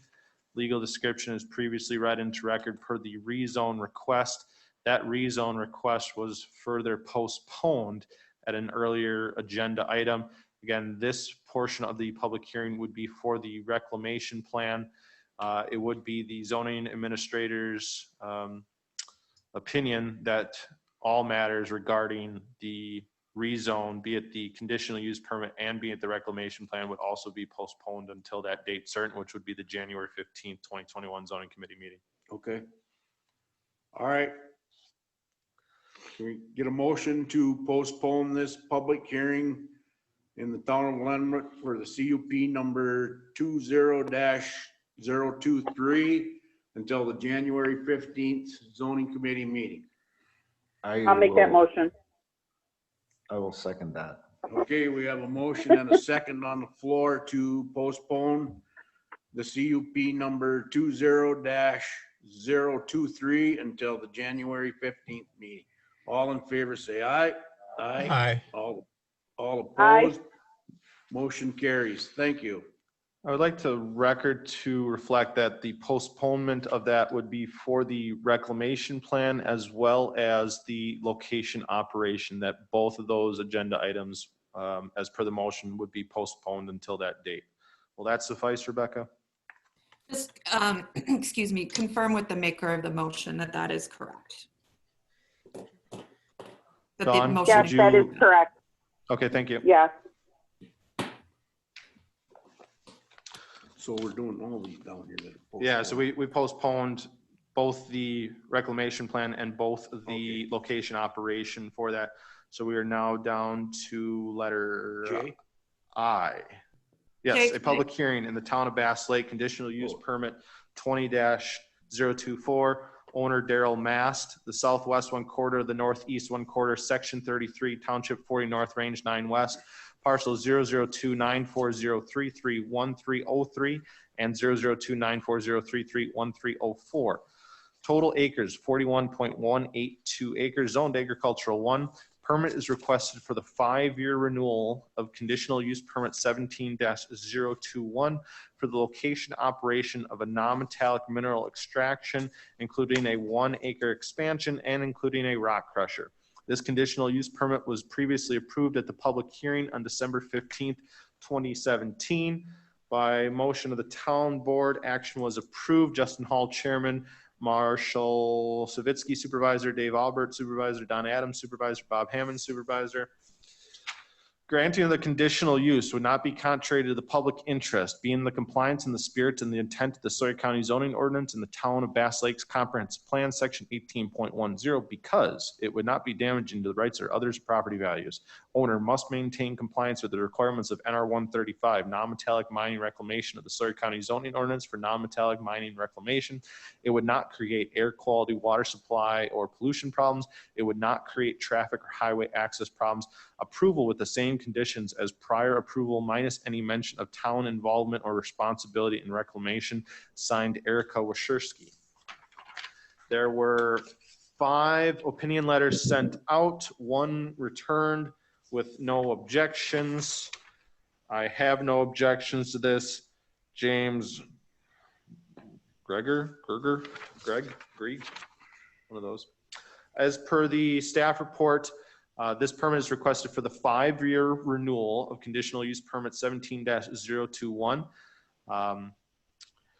The latest CUP, the one that was done in 2017, was renewed for a 3-year time frame, and now we're up for a 5-year renewal base since that new ordinance amendment that we passed earlier this summer.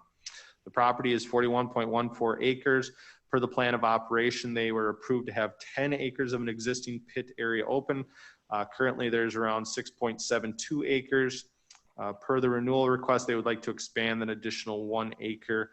The existing use of this area, there's 1 other gravel pit, some agricultural areas, woodland areas, and mixed residential with the nearest residence about 700 feet away.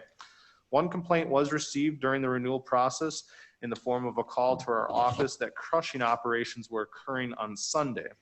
That being the case, the current hours of operation from 6 a.m. to 7 p.m. Monday through Saturday during the months of May through December.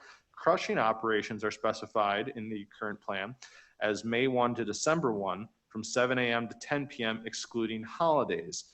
So the actual complaint of crushing on Sundays was not in violation of their current hours of operation, in that their current hours of operation does not exclude any Sunday crushing. Crushing will then most likely occur 3 to 4 weeks per year. The Sawyer County Zoning and Conservation Office recommends that you potentially look at some of those hours of operation or crushing days and times, and I believe the applicant is online to discuss some of that with you more. We have received the financial assurance of $20,000. It expires on October 24th of 2021. I think one of the main things you want to look at here would be for some of those hours of operation, where again, you can certainly choose what those times and dates would be. Again, what I have listed in my possible conditions can certainly be added or changed. You do not need to use that type of recommendation for this. That is all. Thank you, Jay. Okay, need a motion to go into public hearing for the CUP number 20-024. I'll make that motion. Okay, we have a motion by Ms. Pettit and a second by Ms. Schumer. Whatever. Mr. Schumer, there you go, not Miss. Sorry, Tweet. All in favor, say aye. Aye. All opposed? Motion carries to go into public hearing. You said the applicant's online? I do believe he is, yes. He'll have to, yep, there he is available. Okay, Mr. Mass, do you want to talk to us? Yes, good morning. My name's Daryl Mast, and I'm the owner of Select Materials, the pit in question for renewal. So basically, I'm just looking for a renewal for continued operations as they have been. I would request that it be renewed at the same hours that we currently have. The crushing on Sunday could definitely be eliminated. We made a conscious effort to try to move our crushing times to either early in the spring or late in the fall when 80% of the people are gone. If anybody hears it, it seems like it comes from the east, which is across the lake. And I've I've driven over there. I have employees that live over there. So there are a few locations where they can hear some noise. Normally they can't identify what it is. But so that was the decision we made this fall, was to crush late in the year. They did run 7 days a week because they were pushing against snow and frost and trying to get completed. There is a pretty heavy demand for gravel. I mean, as we see from the opposition on the Todd's plant there's a real demand for gravel. We haul a lot of gravel all the way to Hayward just because there's a shortage of good quality material. So hours of operation for crushing, normally that's one of the first questions they ask me when I hire a crusher, because they're coming in with $5-6 million worth of equipment, staying out of town. So normally the first thing they ask is what their hours, you know, are we stuck in a motel half the day or can we work? So my request would be to simply renew as it has been. Thank you. Okay, thank you, sir. All right, anybody out there would like to speak against this CUP?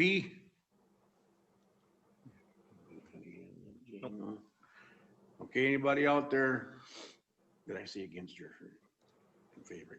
You said against. Okay, anybody out there that's in favor of the CUP? I do see Phil Neese's hand up. Go ahead, Phil. Thank you. We have no problem with the current hours that it was operated on from the town's perspective. Part of the problem that we didn't get the staff report because of the way it works until we saw some of these items later. So when we considered the hours, we have had no complaints with it. From a town's perspective, because it is, I'll call it the quote unquote town pit. We have all of our gravels crushed and it's stored there and has been for years. It's the old Williams pit. But from a town's perspective, the Sunday thing, if Daryl wants to give it up, but from a complaint status, the sooner those people can keep working and get out of here, the less complaints you get. And Daryl has done a good job of trying to get, when he is crushing in the spring before the summer people come, and this year it was at the end, and there was nobody there, that's for sure. So anyway, the town would whatever your discretion is, but I have no problem. The town has no problem. I checked with the town chairman when after I saw what the staff report was, and he had no problem in leaving the hours the way it is, or letting them crush on Sunday. But that's up to Daryl. Thank you. Okay. Anyone else out there to speak? Okay, if not, need a motion to come out of public hearing? I'll make that motion. Thank you, Ms. Pettit. I'll second it. We have a motion and a second to come out of a public hearing. All in favor, say aye. Aye. Aye. All opposed, motion carries to come out of public hearing. Discussion action, the town of Bass Lake conditional use permit 20-024, owner Daryl Mast. Legal description is previously read into record. This permit is requested for a 5-year renewal of the initial conditional use permit 17-021 for the location operation of a non-metallic mineral extraction operation, including a 1-acre expansion and rock crusher. As we kind of heard, we kind of discussed some of the hours of operation. If there was to be a motion for approval on this, certainly look at that as to, that the condition would be to keep the same hours of operation, or we'd heard no crushing on Sundays, but I just want to make sure that we memorialize that in any type of motion as to what those hours may be, either that they're continued the same as they are, or to make changes as this committee sees fit. Thank you. Jay, how many complaints were there for crushing on Sunday? So there was one complaint for crushing on Sunday, and as we looked further into the actual conditional use permit for this pit, crushing is allowed on Sundays, is in that Crushing can occur from May 1 to December 15th from 7 a.m. to 10 p.m., excluding holidays. That is what their current crushing schedule would be. Their hours of operation, for general hours of operation, are 6 a.m. to 7 p.m. Monday through Saturday during the months of May through December. There is another pit that's adjacent to this that has different hours of operation as well as crushing schedules. That is kind of where my recommendation came to mirror it. But if the town doesn't have issues, the one complaint we got was for a Sunday crushing operation. I see no reason potentially to go with mirroring those hours of operation that I had initially specified in my conditions for potential approval. But you may want to look at or visit, at least from what the applicant has said, that they wouldn't necessarily need to crush on Sundays. Go ahead, Mr. Butcher. Yeah, just, I mean, it might be semantics, but it sounds more like letter of the law versus spirit of the law thing here, where if the hours of operation clearly state Monday through Saturday, hours of operation, Monday through Saturday, and you're saying they're crushing on Sunday, so that's fine. But your hours of operation are Monday through I Saturday. struggled with that a little bit too, where, you know, the hours of operation are different than what was the black and white of crushing, because crushing doesn't occur throughout the year. It's 3 weeks or 4 weeks at a time, and then they're done. Maybe it's 2 weeks in the spring and 2 weeks in the fall. Where I guess I've never seen those crushing hours go outside of that. I do see certain conditions that are laid out in other gravel pits where it says, you know, crushing to occur, you know, outside of hours of operation, but only to be 3 weeks out of the year. So, you know, that crushing schedule is a little bit different than what I would necessarily call the normal hours of operation, which are, you know, for trucks going in there and actually hauling gravel or moving gravel. So they're viewed a little bit differently. And again, if we want to, you know, specifically memorialize that in this conditional use now, I think that would be a good idea, because other conditional use permits kind of do specify that a little bit different than what I'm seeing in this one. Right. I mean, I understand that if the crew comes in with their $5 million equipment, you know, they want to, and they have 20 days of work to crush, then if you don't allow them to do it on Sunday, now you just extended them to 22 or 23 days that they're actually there. So, I mean, my opinion would be, yeah, to let them crush on Sunday, but I just wouldn't have your hours of, it's just confusing if you have hours of operation where it's not open on Sunday, but then crushing is allowed. So either you need to have the hours of operation 7 days a week, or you need to specifically state that crushing is allowed during hours of operation. Yeah, and something I think like that's that. probably the better route to go. You know, is if a motion was to be made, is that, you know, that crushing operations can exceed the normal operation hours up to 3 to 4 weeks a year between the hours of blah, blah, blah to blah, blah, blah, Monday through Right. Sunday. But Or at the 7 days a same week. time, you could also conditionally limit those dates of crushing to, you know, maybe, and I don't know, so I'm just speaking, you know, hypothetically, but maybe like May 1st through May 31st, and then again, you know, November 1st through December 15th or something like that. So, because he said just spring and fall, I don't know what those dates are. Then there would be no problem with guys out there crushing on Sunday at 7 a.m. in July or something Right. like that. I don't know if That's certainly, other conditional uses have that.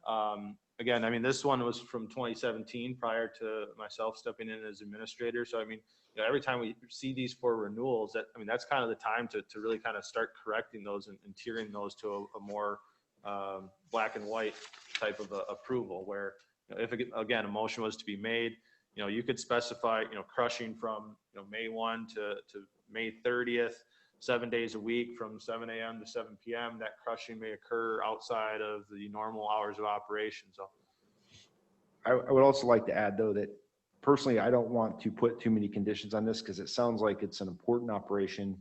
And also, they've been in operation for a number of years.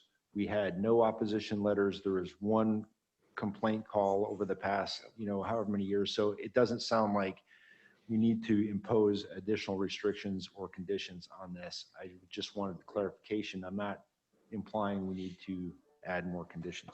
Yeah, and I believe, I agree with Mr. Betcher. I think somewhere in there, we should just throw in the Sunday. So that we have it documented. Yep, I would agree. Okay. Yep. And we'll see these over the next 3 to 5 years again. We had a huge batch, was it end of 2018, beginning of 2019, where we were seeing, 3 or 4 of these every meeting. And we started to get those a little bit more cleaned up in that language, specifically for those kind of hours of operation or crushing hours.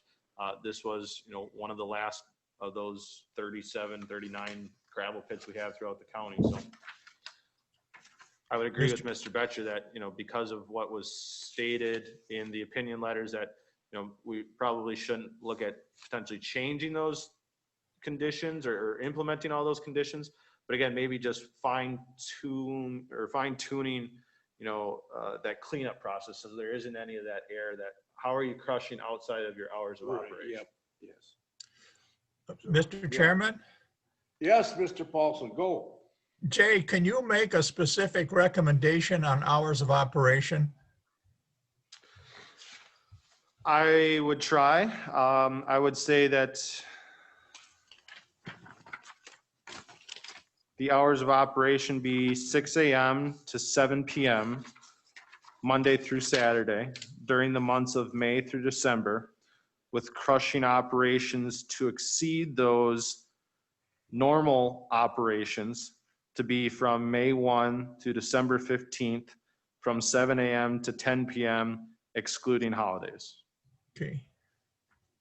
Yeah. And that would be what it currently reads, but with a small addition that the crushing operations can exceed and go beyond the normal hours of operation. Good, thank you. Good to me, Jay.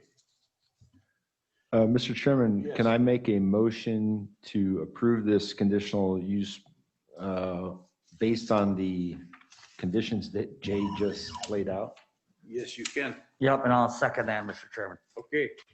We have a motion and a second on the floor to approve the CUP with the information that Jay put out there to put in the renewal thing. Any more discussion on this? If not, Kathy, let's do a roll call, please.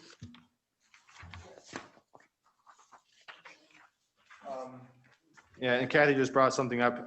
I guess I'd like to, just so we have it, potential amendment to the motion to also include maintain compliance with NR 135, maintain compliance with other plans of operation, and maintain compliance with the Department of Natural Resources, Chapter 30.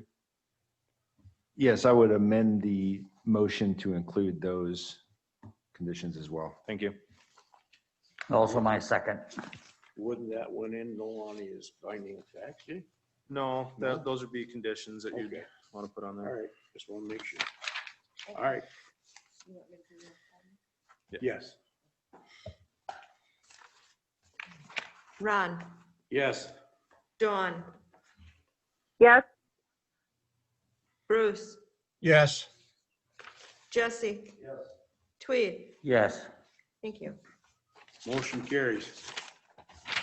Findings? Finding of facts, yes.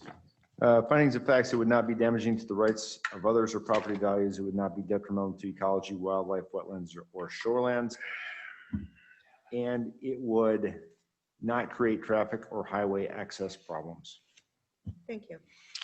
The public hearing, the town of Sand Lake, conditional use permit 20-025, owner D&J Anchuk LLC, part of the Northwest One Quarter, the Northwest One Quarter, Section 15, Township 38 North, Range 9 West, parcels 02693815220 and 02693815220 15 total acres zoned agricultural 1.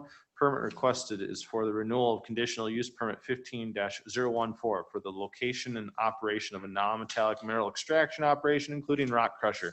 This CUP was originally approved on December 18th, 2015. as action and part of the town board. Approved, Robert Langham, Chairman, Edgar Gregory, Supervisor, George Shedby, Supervisor.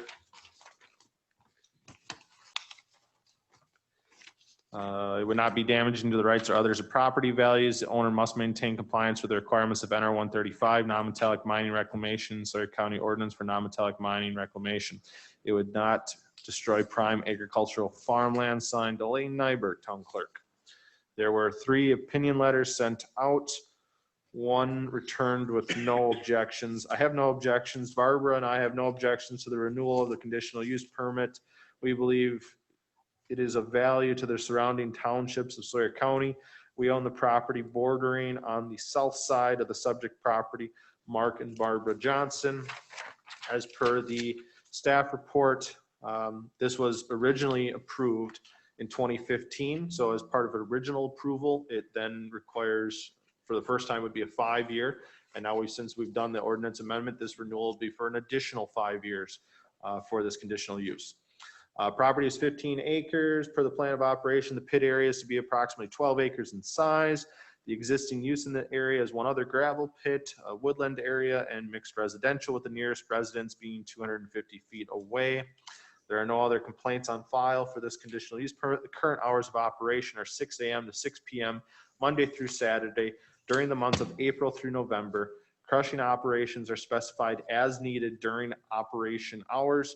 It would be a recommendation of Sawyer County Zoning Department to exclude crushing operations on holidays. Financial assurance has been received for the amount of $10,000, $10,500 in the form of a bond. That is all.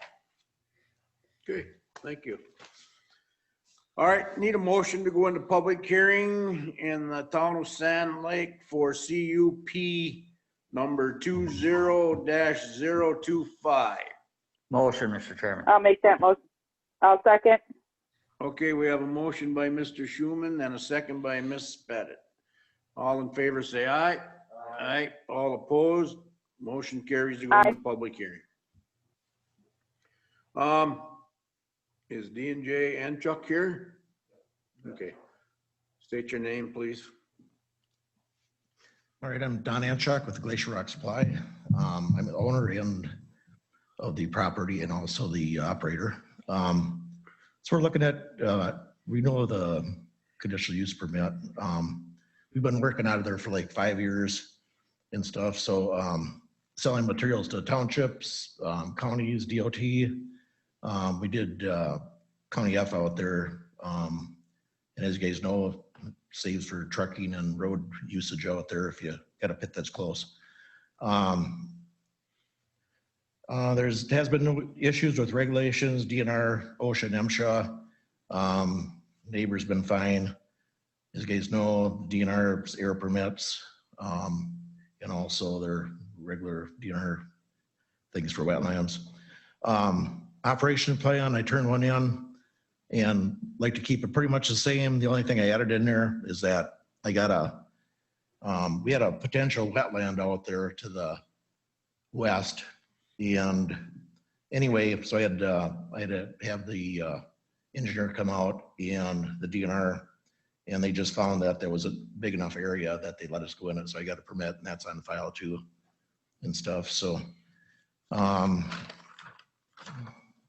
and the other thing we did since our 5 years ago, we needed to do an easement, and we did that on the east side of the property, which it's a permanent easement for the landowner to the south. And also we put trees in there to buffer that neighbor to the east. He has been really good to work with. I got a waiver on file to crush closer to what the county usually regulates for that distance. So anyway, he signed another one for that. Like to keep the same hours of operation for the pit operating and crushing. I guess I'd like to comment on that a little bit. Ours is 6 to 6, but also it said on my operation plan 6 to 9 for crushing. And anyway, I'd like to keep that the same if we could. The idea is, again, as you talked about before, is that get those guys in and out of there, then they're gone sooner and stuff, and they bring equipment in. The other thing is, I heard you talk a little bit about limiting like certain times, like in the spring and fall. The only thing is with an operator, and I used to own an excavating company, which I sold down to my son. And if you do that and get it like too stringent, you might say June 15th, you can't crush after that. Well, on the 30th, you get a bid for a job. And as the counties work and the DOT works, all of a sudden it's got to be done by the end of the year. And now it's supposed to, you got to start in August. And that's what kind of happens there. So I guess when you're looking at these other pits too, no matter who they are, kind of keep that in mind, because sometimes you don't have control of that, of, you know, when those bids are coming up and when you need materials out there. So there's no other changes in the surrounding area. Surrey County's got a pit right across the road, and there's very few neighbors. So I guess that's about it. So you're requesting to keep your hours the same as they are? Yes, I'd like to. Okay, all right. Yep. Okay. All right. Yep, thanks. Thank you. And I see I missed that one in my staff report. I do see here in the hours of operation, normal hours 6 a.m. to 6 p.m., crushing hours to be 6 a.m. to 9 p.m. So I'd like to amend my staff report to reflect that here as well. Thank you.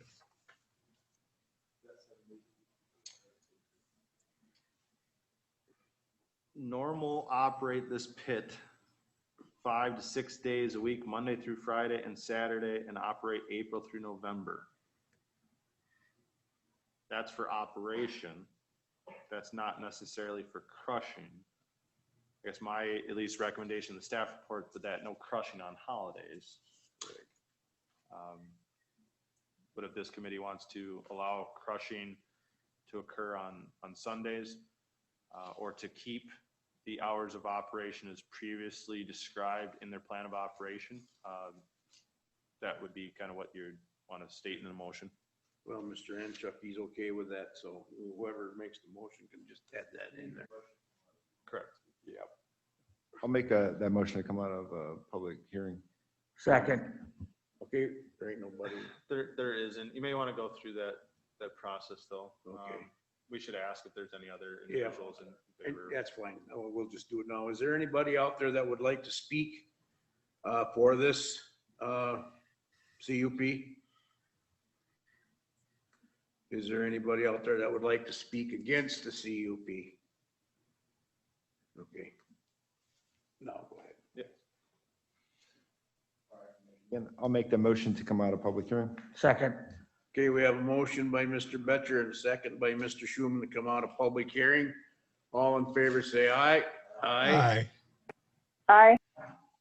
All opposed? Motion carries to come out of public hearing. Discussion action, conditional use permit 20-025. This conditional use permit would be for a 5-year renewal for conditional use permit 15-014. Legal description is previously read into record. This is for the location operation of a non-metallic mineral extraction operation, including rock crusher. Okay. That it, Jay? Yep. All right, committee? Yeah. Mr. Chairman, I'd make a motion to approve the application, the hours of operation as existing in the plan, except rock crushing not be done on holidays, and then compliance with the applicable NR rules and regulations, and also any county rules and regulations. Okay. Thank you, Mr. Paulson. We have a motion by Mr. Paulson to approve. I'll second that. I'll Okay, second. we have a second by Mr. Betcher. Any more discussion on this? Just one thing, Jay. Go Again, ahead. I don't know if we need to clarify in actual put days of the week, because it's a little bit vague right now. It doesn't say, it says 5 or 6 days a week, whatever.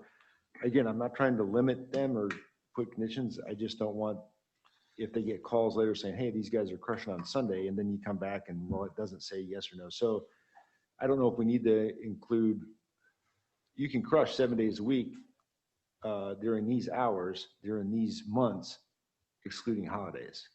I'm asking if we need to do that, or if we can just let it go as is. So reading their plan, and I guess it's all in how you interpret that language, where the normal hours, the normal operating hours be 6 a.m. to 6 p.m. Crushing hours, 6 a.m. to 9 p.m. with the motion that Mr. Paulson had made that no crushing on Sundays. Then you go down to number 7, Holidays. days and months of operation. Oh, Holidays, sorry. Then you go to days and months of operation. We'll normally operate this pit 5 to 6 days a week, Monday through Friday and Saturday, and operate April through November. So that doesn't necessarily talk about the crushing the way I would read it. That just talks about the normal operations. And then crushing is its own separate, which allows for 6 a.m. to 9 p.m. excluding holidays. Okay, So like I I- said, I'm not trying to drag this out or make it more difficult, but you said, well, it's open to interpretation, and there lies the problem. So Right. maybe if we codify this right now and just say, and put it so there is no interpretation, it's spelled out clearly on when they can and cannot crush. And it sounds like to me they can crush whenever they want from April to November, except on holidays during the hours of whatever you said, 6 to 9 or 6 to 9. You can put Yeah. that in your motion. Yeah, and I think that is what the motion would end up stating. And I would further agree and codify that what we're discussing is that actual motion. I'll lay those out better in the staff reports moving forward. But I'm somewhat interpreting what they put on their plan of operation. So I mean, could you make an amendment to their plan of operation as a condition? You could, but I think if I further memorialize it as part of my staff report, I think that's where maybe some of that confusion in the future will be cleaned up. So. Okay. You guys never crushed on Sunday, right? No, we don't. Okay. Okay, we have a motion and a second on the floor to approve. Kathy, let's do roll call. Jesse. Dawn. Yes. Bruce. Yes. Ron. Yes. Tweed. Yes. Thank you. Motion carries. Findings. Okay, finding of facts that they would not be damaging to the rights of others and property values, and that is consistent with the past operations. Okay. Thank you, sir. You bet. All right, we're into new business. Yeah, moving on to new business. This is the County Administered Uniform Dwelling Code discussion possible action. This resolution was prepared by our legal counsel, Rebecca Roker, somewhat at the request of Mr. Paulson to kind of look at, the county having the administration of the County Uniform Dwelling Code. I will kind of pass it off to Rebecca to explain this a little bit more. You're up, Ms. Roker. Okay. Great introduction, Jay. The resolution is somewhat self-explanatory. The county has been talking about the option of taking over UDC inspections. We did our legal due diligence to make sure that that was a feasible possibility under state law and so forth, and it is.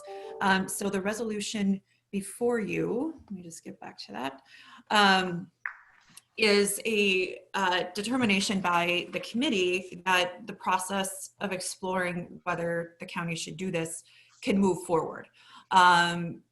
Jay and Supervisor Paulson felt it best to do this resolution to make sure that there was a consensus to keep the process moving forward rather than incurring the cost of moving the process forward and doing the work and having Jay and his folks do all that work. And then there wouldn't be an appetite by the committee to keep exploring this. So this resolution essentially is would be your green light for staff and folks to keep that process moving forward. Thank you. I just want to make a comment. And I read this resolution. I read it a couple times and it looks just great to me. But I also like to speak also on being on the town board chairman's side as when it come up to my town board, they were all for the county taking over the uniform dwelling code, and I'm in big favor of that. So I just wanted to put that on record. And one of the other things that I'd still kind of want to bring to this committee's determination here is, whether or not this would be something that the towns would have the option of withdrawing from their own town zoning or their own town uniform dwelling code requirements, or if this would be something that the county would just take over. So very carefully walking on eggshells with something like that when you take away a town's powers. So just keep that in mind, where we may want to follow up with a resolution that would be then sent to the towns, that they are then giving that authority back to county as opposed to the county just taking it. Yep. Which we do have the ability to do either as conversations with Rebecca. Mr. Chairman, have the townships seen this yet? It sounds like you've seen it from your town board. Yes. And there was actually a questionnaire that I'd sent out to the towns, and this is going back into like March, I believe, of this year, where a questionnaire in conjunction with the bunkhouse ordinance that was passed last night, would your town be willing to have county administered uniform dwelling code? It was somewhat evenly split at that point. Some were adamantly opposed to not giving that power to the county to administer. Some of them were waiting in open arms for the county to take that. So somewhat evenly split. And that's where, depending on the number of townships and how many townships we get, whether or not this actually makes financial feasibility and sense. But in some of my discussions with some of those individual towns, I do believe we would have enough towns to really kind of make this work. And I think over time, if they see how accurate and easy it's working for county administration, at that point, they may end up wanting to give it back to us as well. So, Mr. Chairman? Yes, go ahead, Mr. Paulson. One thing I'd like to add is, Jay, I'm not sure your questionnaire specified that the towns would get 10% of all the fees collected for uniform dwelling code inspections in their town. And so I think that would be an additional incentive for the towns to transfer responsibility to the county for the uniform dwelling code inspections. Yeah, I would agree. Prior to you kind of making that suggestion and us, kind of going through some of those financial numbers, no, that questionnaire did not include that 10% revenue to the towns. Right now, The Jay. reason I brought it up on my town board is because I knew about it, but Right. everybody else didn't. Yeah. I mean, Jay, what do the towns get now for administering the uniform dwelling code? Nothing. Thank you. Zero. I had one more question, Mr. Chairman, to Yes. Jay. What is the budget impact of this or your staffing impact? Yeah, so the budget aspect becomes difficult in not knowing, I guess, what townships would end up wanting the county to administer. If for some reason the county was going to just take full control and take the ability away from the towns, I could crunch those numbers and get that report back to you. If we are having to play the guessing game as to towns sign this resolution to give us control, then it's guessing, I guess, which towns are going to do it or not. That becomes a little bit more difficult. That's kind of why that initial questionnaire was going out to see, should we even move forward with any of this? At that point, we had over 50% of the towns that are willing to do this, as well as those towns that primarily see the largest amount of land use permits. Town of Hayward, town of Bass Lake, town of Sand Lake. I think the town of Round Lake, though, was not on board with this said change. So, but again, that's prior to them knowing that through this type of county administration, we would would be looking at a 10% revenue generation to those individual towns. So, I think at this point, maybe another questionnaire would be needed to be sent out to the towns, one that shows, that potential revenue that could be generated from them. After I get that questionnaire back from them as to who would be interested, then I could run additional financial reports to the budget as to, what impacts that would have. As far as staffing in our department, the intent would be is to keep the same uniform dwelling code inspectors that we have within the county right now. Right now, there are 3 major uniform dwelling code inspectors, 4 if you count, I believe it's your town, isn't it? Monty Adler's? Mm-hmm. So Monty Adler's only has 1 township, be it the town of Radisson. We then have Steve Boss. We have Troy Kadlashek, TAK inspections. And then we have Scott Scheffelbein. That they would keep their same towns that they're doing now, but they would sign basically contracts with the county that they would contract through us as opposed to contracting with the towns, which they do now. In turn, in order to give that additional 10% back to the individual towns, we would end up increasing their rates that they would charge for their uniform dwelling codes. At least that's, I believe, what the intention of this was. Entail, I think there's probably some additional revenue then that would help with office staff administration. The main reason for this is right now the zoning department doesn't work that closely with those town uniform dwelling code inspectors. And that presents some type of issues and some type of problems in that if they're going out and inspecting a house, they may not have our county land use permit that looks at all the schematics as to, oh, you said you were going to have only a 1-story with a loft, and now I see it's a 1-story with a full 2nd story. And some of those gaps in that exist, and that's just kind of the loophole to kind of close that up. The other aspect that's beneficial is that we could also use these uniform dwelling code inspectors for additional enforcement, which is something that's hard to do with the staffing that we have right now. Mr. Schuman? Well, I make a motion that we approve this resolution to proceed with exploring whether to adopt and administer a Sawyer County Uniform Dwelling Code ordinance. Okay. I'll second it. Okay, we have a motion by Mr. Schuman and we have a second by Mr. Betcher to approve the Uniform Dwelling Code resolution.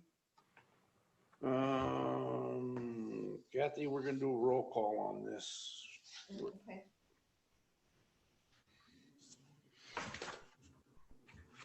Jesse? Yes. Tweed? Yes. Dawn? Yes. Ron? Yes. Bruce? Yes. All in favor. Motion carries. Okay, number B. Yeah, moving on to letter B.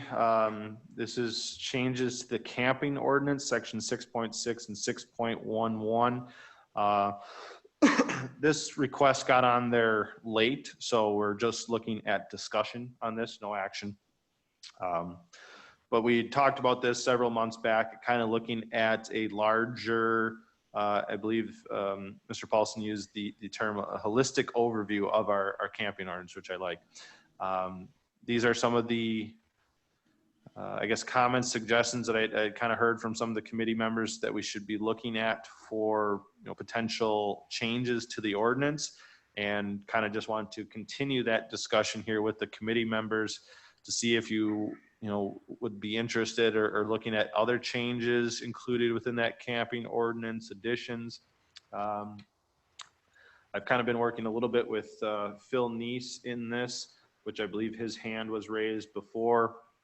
One of the things that I would, certainly look at that he has included on the list that you have in front of you, or at least is up on the monitor, section 6.67, that no site shall be, we had 50 feet from any front, side, or rear lot lines. I think 50 feet from the lot lines are still good, but we want to reaffirm in ordinance that no site to be at least 75 feet from the ordinary high water mark is that is the state statutes for any structure setbacks to navigable water. Outside of that, again, if there are any comments where you would want to see other changes, this was somewhat initially promulgated by what was going to be a deck size amendment to this ordinance, where open detached decks on campers within a licensed campground. Initially, our ordinance would have only allowed for 6 feet out from the main wall and not to exceed the entire length of the camper. 6 feet out from a camper, not including the slide walls, really didn't make sense with how campers are designed now.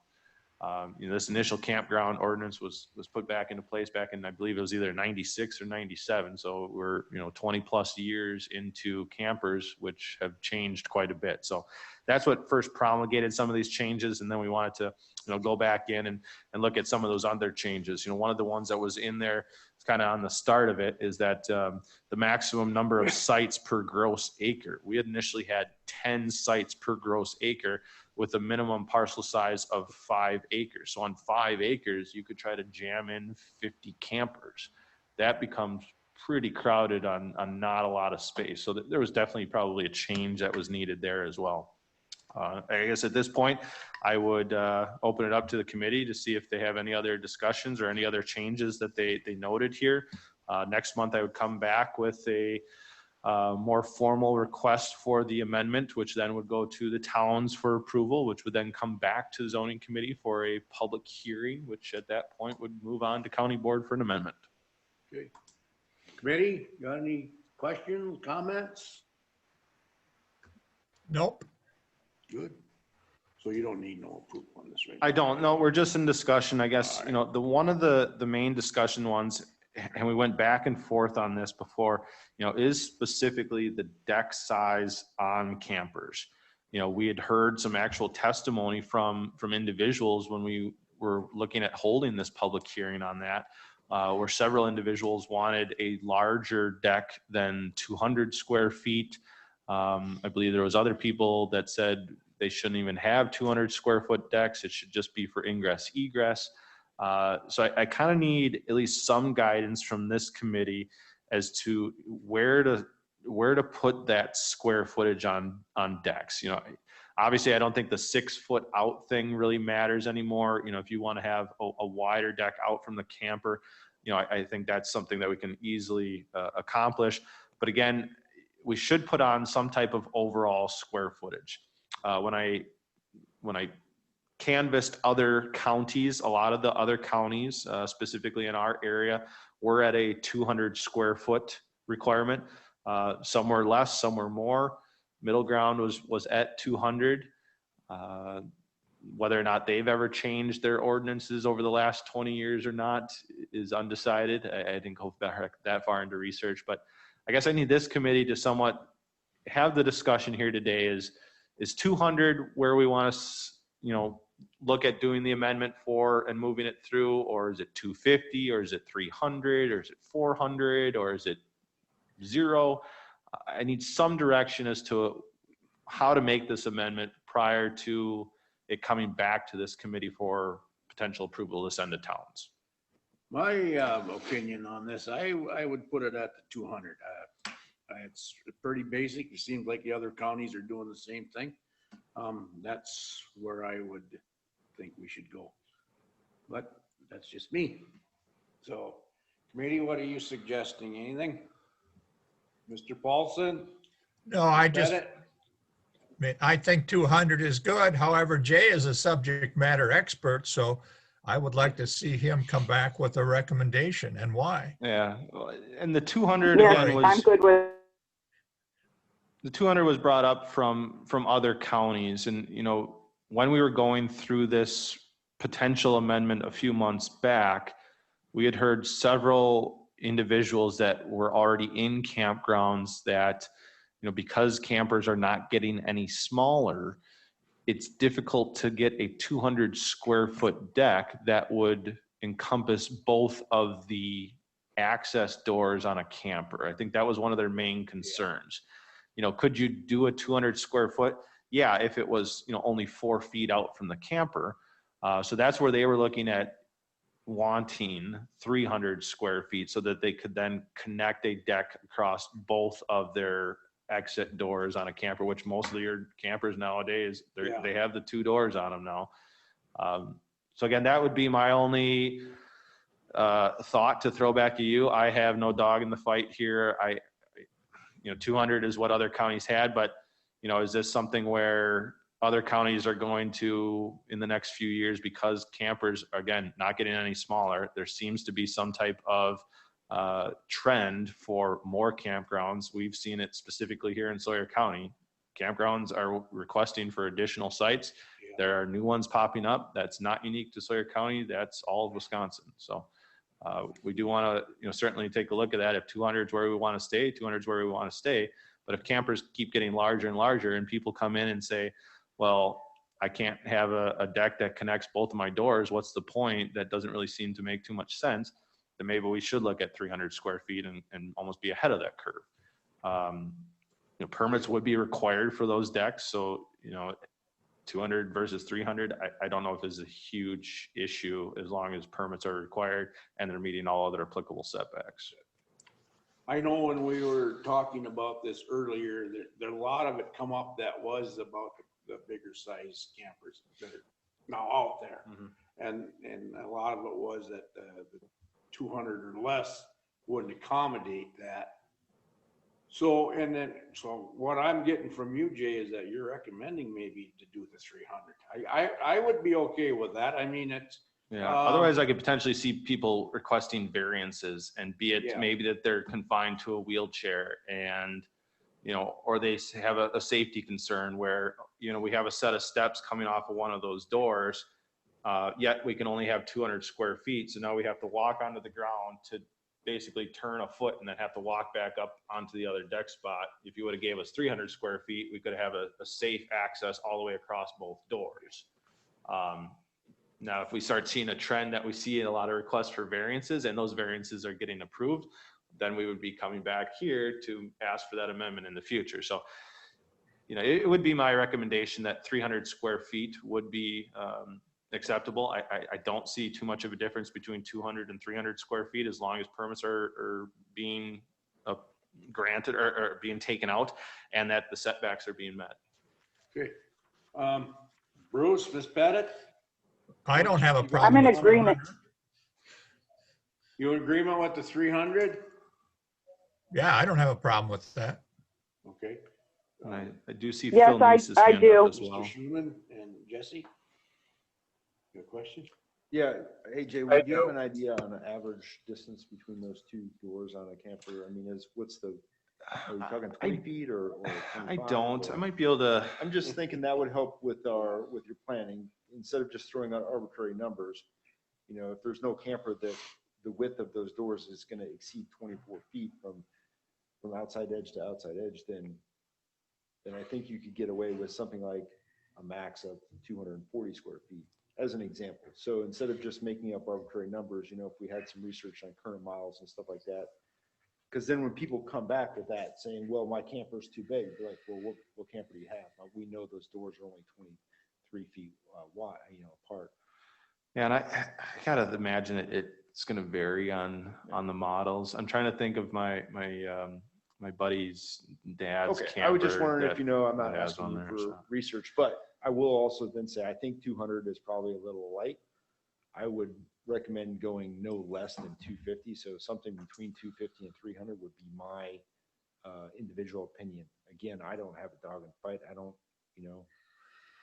What I'll do is I'll do some more research on that, the average door separation, and kind of bring it back to this committee. And, obviously because it's through an amendment process, we can, put the nail on what square footage we have at potentially next month's meeting when I bring it forward back to you, that 250 square feet is my recommendation based upon the door width being this and the width being that, or maybe 300. So let me do some more research on that, and I will bring that back to you guys.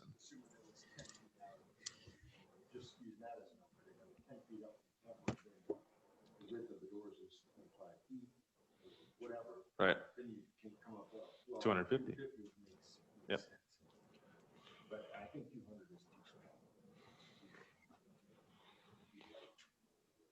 And I do believe Phil Neese had his hand up before as well. Phil, I'm here. Can you hear me? we can hear you. Go, buddy.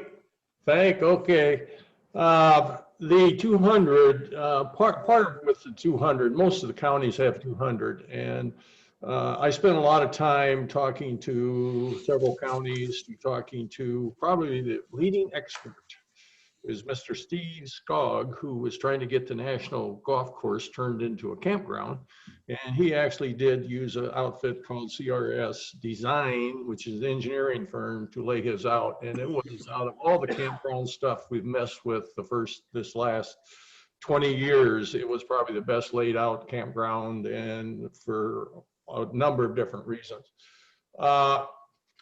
Some counties, and I wish I could remember, maybe Jay could check this out later, but essentially the problem came back with the ADA. If you had a person that had a wheelchair, how many more square feet does it take if you only have 200?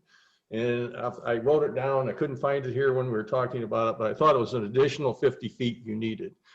I'm against trying to make these decks to try to match what these people are bringing us, because what happens when they have a rear door going out? We're going to let them wrap the deck around at another 200 feet. I think at some point in time, unless we're going to change what the purpose of our ordinance is, and it's not intended to be for long-term residents, and the impression of that permanency shall be strictly regulated. And we're not doing that with decks. And just because we got bigger campers, what if I want to have bigger house? Then we should reduce our side lot requirements.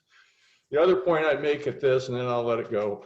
It's been a long day for you guys, but there's another thing. We changed the minimum 10 feet, or the recommendation was, and then talking to the engineering company, the state statutes state that you have to have a minimum of 10 feet between, and that was a fire code issue. And with these bigger units, their recommendation was to increase from 15 to 20 to try to spread these units out, because it used to be a tent got on fire, and now it's a $80,000 home. The other thing I would counter back with Jay is on the 50 to 100 feet. I think we need to get these things back as far from the water as possible. But in the same token, I live on the lake, and my house has to be a minimum of 75 feet back from the lake. Well, why should I be able to buy a camping lot or put a lot, and I can be 50 feet with my camper? I mean, that doesn't make any real sense. So if, I would ask Jay to think about, and you all think about, if you don't want to do the 100 feet, which is a lot of the counties have greater distances and have other requirements whenever you get near water. But anyway, having said that, I guess if you're going to come with something, you should be a minimum of 75 feet. That's what we're requiring any structure to be. And these are structures, I'm sorry. Anyhow, thank you very much. And I agree with that. And I think something that, we shouldn't lose sight of, whether or not it's promulgated with this amendment or future conversations. We briefly talked about the potential of, requiring like a camping sticker or sticker requirement, in that, a lot of these campers, whether they're in a licensed campground or whether or not they're on a private property, a private vacant lot, is that they're not being assessed for any type of taxes. And that assessment, not being assessed for them, they're still using all the resources of the county, be it emergency services, using the roads. So certainly something to keep in mind. And that was brought up before. Now, again, whether or not that's promulgated with this change, or that's something that we, potentially look at a task force and tackle at a later time, but don't lose sight of that here as well. Okay. All right, moving on. I think I got one other item on the agenda. Fee schedule? The fee schedule. We got to find it here. Here it is. So I got a few changes I need to make on the fee schedule. I actually am going to be probably bringing this again to you in January to add also the temporary guest quarters / bunkhouses.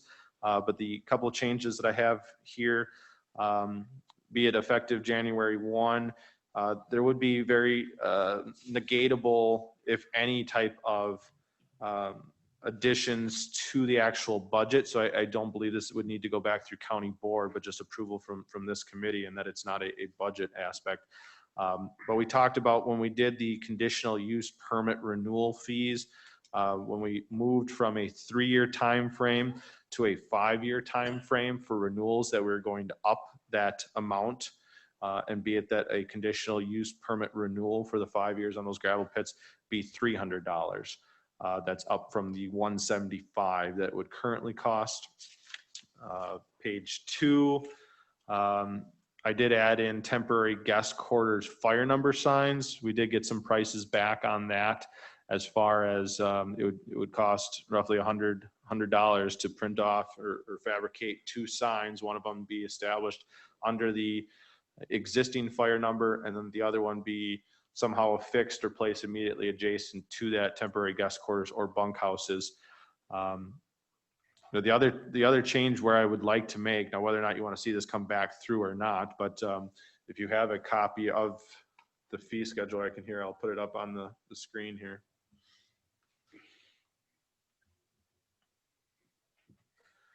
So on page 2 here for the square footage, the reason why the first 3 here are not available under principal structure is that we have minimal dimensional requirements for primary dwellings, that they have to be larger than 500 square feet. The ordinance that you had signed last night for temporary guest quarters and bunkhouses actually have to be less than 500 square feet. So if we can make the addition here today, with your potential approval, would be that from 100 square feet to 199 square feet would be a $100 permit fee for a temporary guest quarters / bunkhouse, which I would end up putting in parentheses after 100 to 199 under that principal structure. From 200 to 349 square feet would be a $150 permit fee. From 350 square feet to 499 for, again, only temporary guest quarters / bunkhouses would be a $200 permit fee. I would like to add those 3 on there as well, just so we have it memorialized on there. The boathouse permits, the next one further down the list. We've been charging $375 for boathouse permits.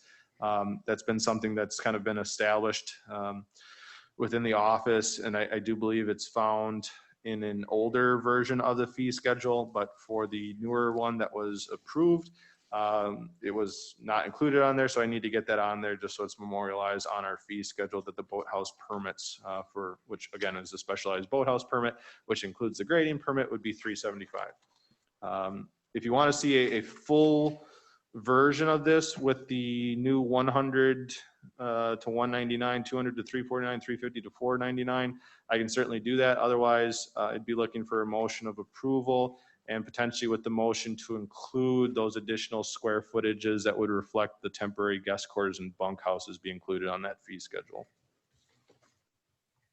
I'll make that motion, Jay, to approve your changes in your fee schedules.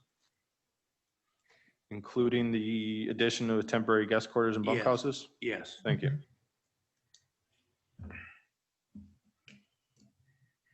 I'll second.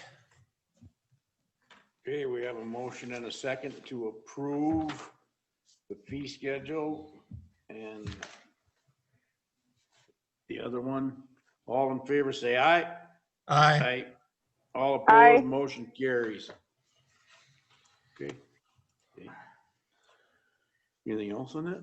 I have nothing else. I guess Okay. You want to ask if there's any other new business? Is there any other business you guys would like to discuss?